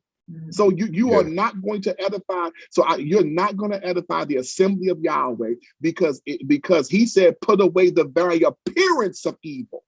That's why he says all that. He uses it over in Corinthians, Joaquin, when he talks about eating meat offending my brother, because he uses the context that I can eat this meat, but if it offends my brother, then I'm not going to eat it because it's something sacrificed to an idol. So we know the 10 words in the American language, because it's not English. We know the 10 words in the American language, 15 words that are considered nationwide as shameful speaking. Whether there is no real bad word. People and how they use the word make a word bad. So the issue is that since now it has been considered, we know that the United States of America, across the world, these 10 words have been considered shameful words. Whether they originally were that way, whether the etymology goes back that way, Yahweh don't care nothing about that. He cares about what it is seen as, because that's how he's speaking to the Colossians. He says shameful speaking out of the mouth. So what is he talking about? There's some words that the Colossians could have spoken that obviously was in their language that Paul saw as shameful speaking. So we need not to, as believers, speak whether if we go to Italy, if we go wherever is considered as the nasty words or the bad word, if you in sign language, bad words in sign language, we need to put those things away, because those do not edify the assembly of Yahweh. Point blank. Yeah. Point blank. Swear words. Well, okay, we can call them swear words. Well, really, if you want to call them, because I don't know that there's a difference between the word cuss and curse, honestly. Right. Well, yeah, because it's not the word as much it is as the intent of the word. Intent because behind it, it's right. the spirit. Because, okay, you're never, ever saying to me, oh, I love you so much, F-U-C-K-U.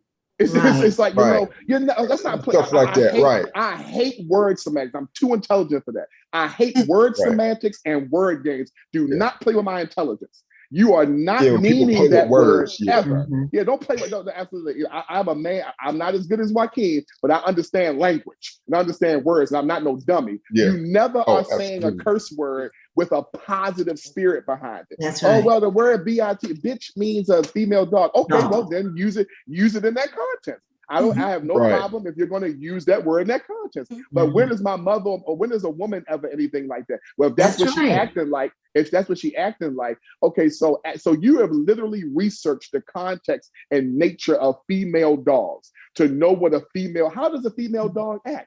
If I look at female, they walk around, they eat food. So when is a human woman ever functioning like a female dog? It's like, you know what I'm saying? Like, in what sense? What characteristic is a woman? Is she barking? I don't understand. Like, what is she doing? Right. that you're using the Latin terminology for this word. So let's not play games. Everybody that cuss with a risen negative spirit. When you are cursing, you literally raise the body temperature in your body. Literally. So let's not play the game. Nobody is cussing to be sweet.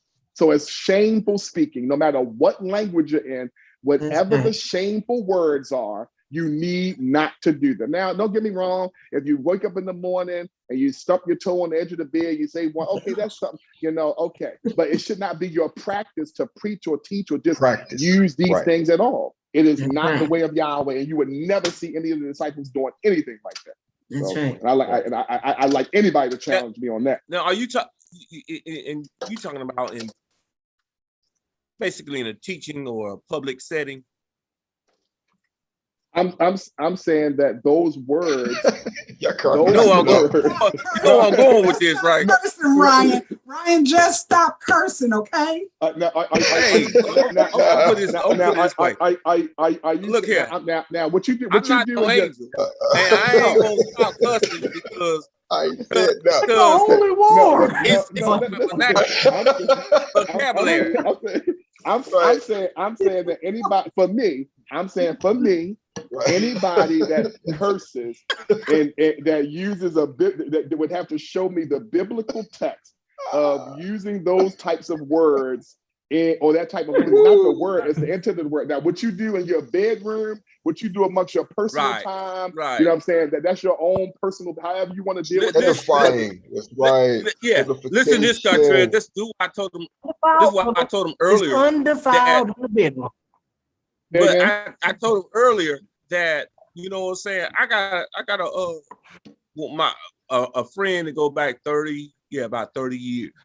You know what I'm saying? And he's like a brother, you know what I'm saying? So you know, we cut when we're talking to each other. You know, I'm gonna keep it 1,000, but we don't cuss around other people. You see what I'm saying? That's just me and him. And we speak like that. It don't offend me. See, now, if I see an old lady or, you know, somebody coming, I'm not going to cuss. Because, see, that's just, I don't want nobody to be offended. See, because even Paul said, may I be rude in speech. See what I'm saying? In other words, he going to say some things that might offend people. Look at a cute puppy. He going to... Hey, what is it? A dog like that. Well, the rude in speech is a sort of a stretch, bro. That's a stretch, brother. But being able to speak, because he's a Hebrew. He's a Hebrew. But what I'm going with he can't cuss. but listen. No, this is what I'm saying is that you can say some things in the regular English language that it can offend someone. Absolutely. But I'm not going to cuss around other people. I'm saying that that's me and him alone, our language. I'm not going to curse in front of my mom or somebody elderly because I know that it'll probably offend them. You see what I'm saying? But somebody is talking about among themselves. I don't care if they curse. They don't make them less holy, because if you want to, look at it, these terms are not even biblical. These terms are English words, and people just turned it into cuss words or bad words. But my thought process is this, right? I mean, while I disagree with what you're saying, it's better than doing it around people. And this is my personal opinion, and this is not to offend anybody. I just believe, as believers, like with age, there are things that Amath did in his 20s that Amath shouldn't be doing in his 40s, and Amath won't do in his 60s. I just believe that we all spiritually mature and grow differently. And I just believe that if you guys have the same speech as from years ago, I believe that you guys are different people. We should have maturity of spirit, and I sure don't talk like I did when I was 20. I'm wiser. The spirit of Yahweh is heavier with me now. I'm not looking for me, because you asked me the question, but I'm not looking to go down memory lane or go to the past of how I speak. I sing a new song. I speak a new thing. It's just not the way I am. Now, what you and him do, that's y'all choice. But I'm telling you, for me, that's not how when I get around my friends or my high school friends and they're around, they speak to you. But Ketra, you don't talk, you're different. I'm not looking to get into their nasty jokes. I'm not looking to be a part of their, hey, look at that chick, she fat. I don't want to be a part of none of that. As Paul said, I live in the world, but I don't have to be above it, because you got to look at the definition of the word. When you are cussing with your friend, whatever words you're saying, the definition of the word, in what context are you guys talking about? You say, hey man, those Detroit Lions, man, they are effing bad. Okay, you couldn't have used another word to figure out why they are a bad football team? When you look at the definition of the word, I mean, you're an intelligent person. So why wouldn't you look to use another word? That has nothing to do with our form of communication. That's not offending. If he cusses, it doesn't offend me. See, that's the point.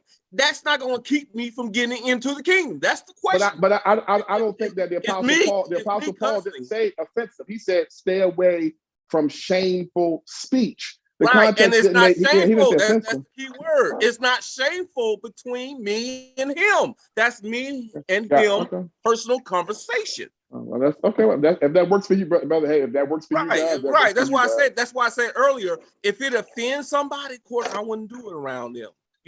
I wouldn't say it out loud in public. But when it's just me and him, man, I mean, it don't offend me what he says. And guess what? I don't say anything that offends him. Now, if he says something that's off the wall, then yeah, I'm like, hey, bro, chill out. You know what I'm saying?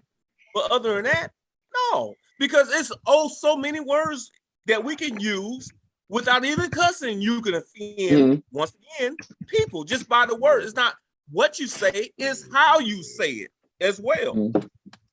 See? So we, if somebody cussing in their household, and that's their household, I'm not going to judge that person, say that person should be doing this and that person should be doing that, because that person's doing it in their personal household. You know what I'm saying? And I don't think that's going to get, keep you from getting to the kingdom, because let's just be real, 1000%. Most people, even in Israel, Israelites cuss on a daily basis. Let you take somebody's parking space at Walmart and see what they Israelites say to you. It don't make it right, but you know what I'm saying? Come on now, let's keep it 1,000. If that's gonna keep us out of the kingdom, then hey, ain't nobody gonna get in the kingdom. I don't think everything ain't about keeping us out of the kingdom. It's about spiritual growth. That's why Yahweh says, that's why Yahshua made the statement about lesser in the kingdom and greater in the kingdom. In the kingdom. That's why he said that some people will have lower lights and some people have less light, because everybody has this context and want to take it to the extreme of, well, hey, if this ain't gonna keep me out of the kingdom. If you understood Yahshua, everything about Yahweh is a government and a government.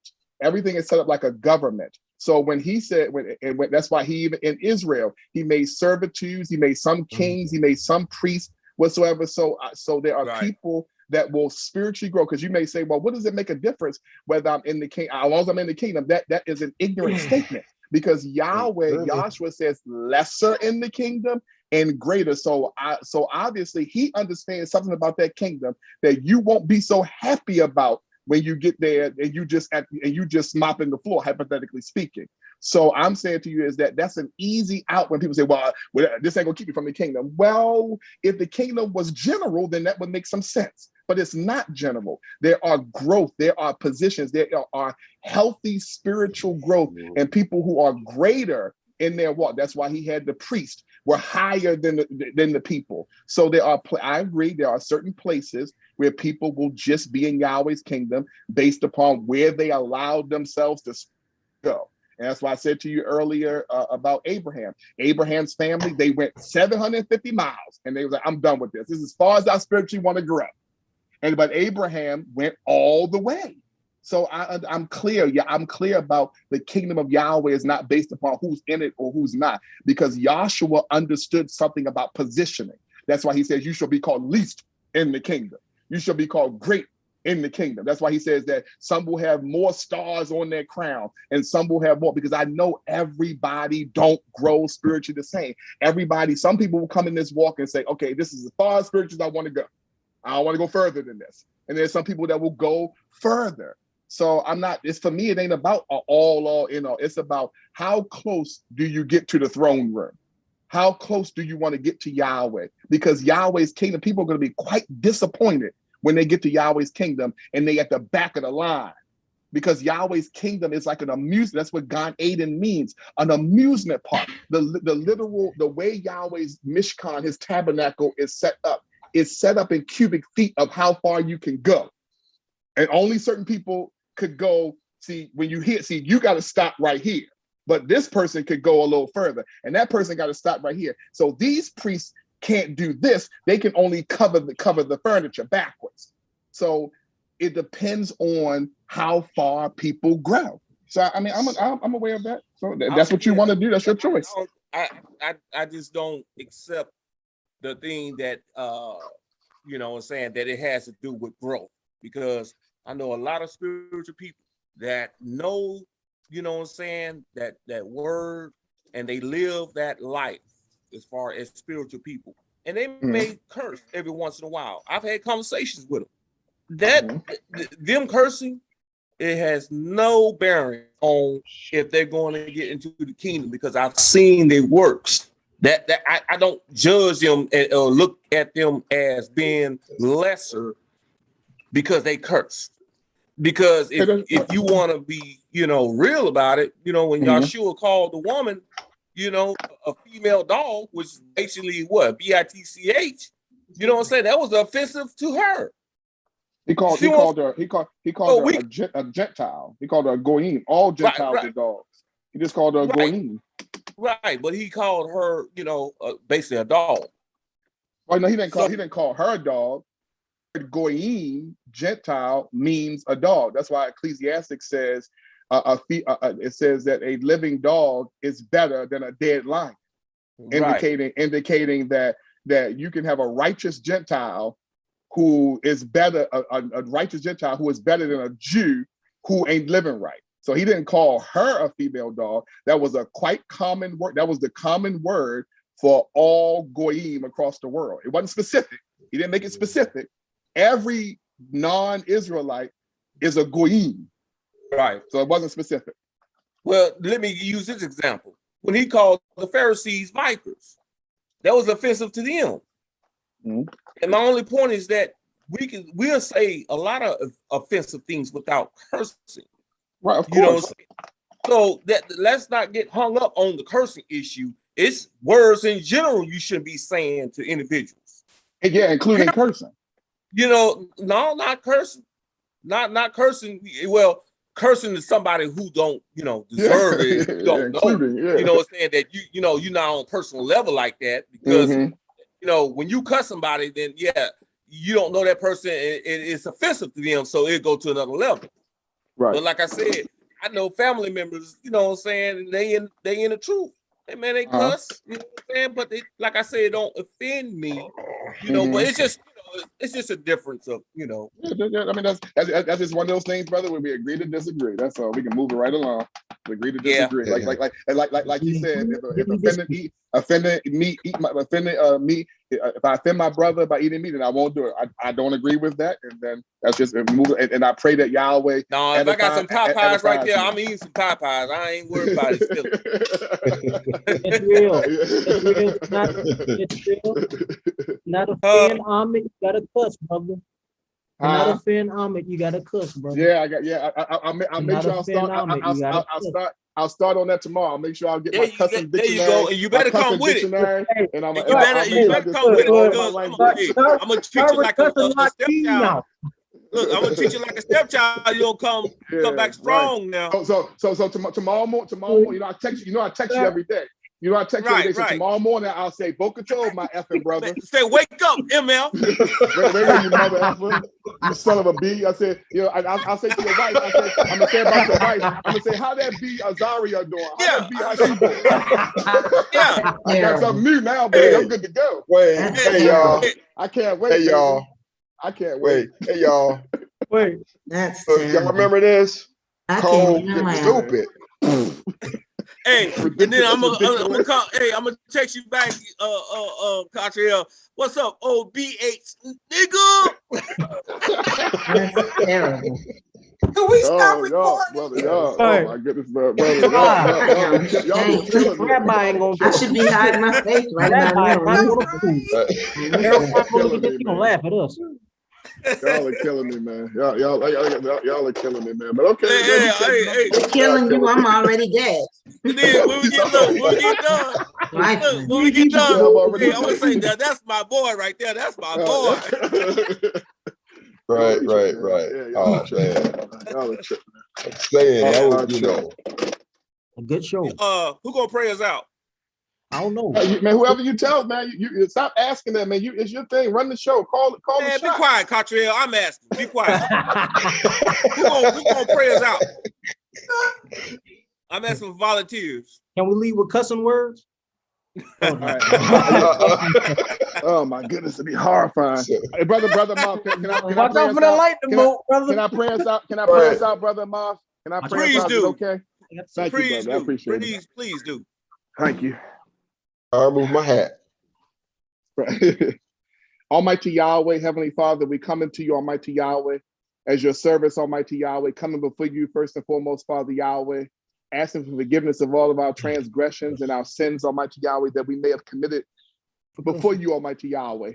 And we ask for these forgiveness, Almighty Yahweh, as we bring before you, Almighty Yahweh, the great sacrifice, the great Pesach, the Lamb of Yahweh, that came to take away the sins of the world, Yahshua HaMashiach, Father Yahweh.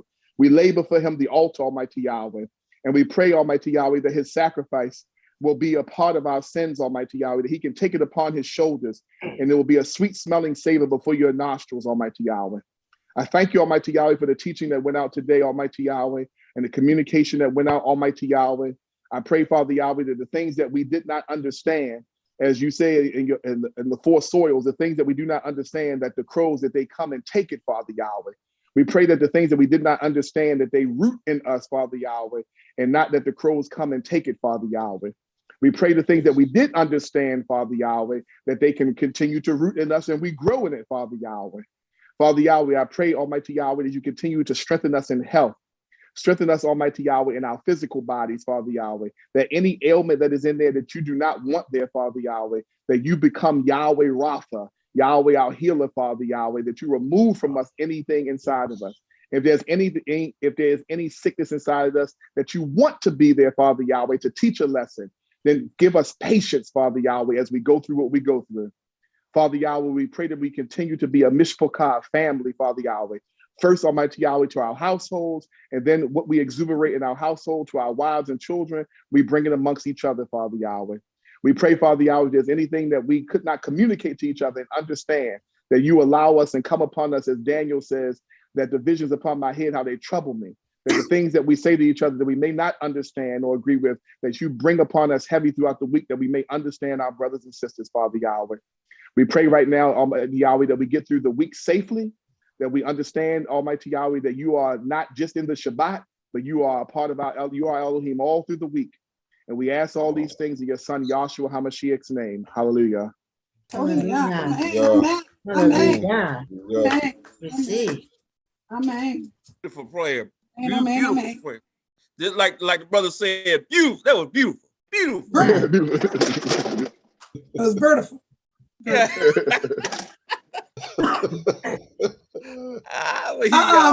Those painkillers kicking in, ain't they?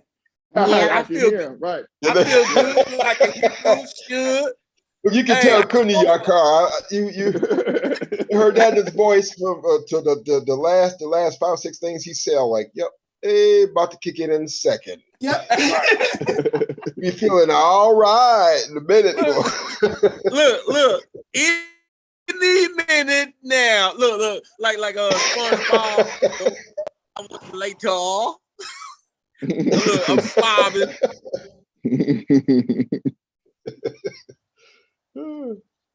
Did you stop recording? No. Oh. No. I don't think so. Live? We still live, brother. Oh. But he about to go to sleep and it's still live.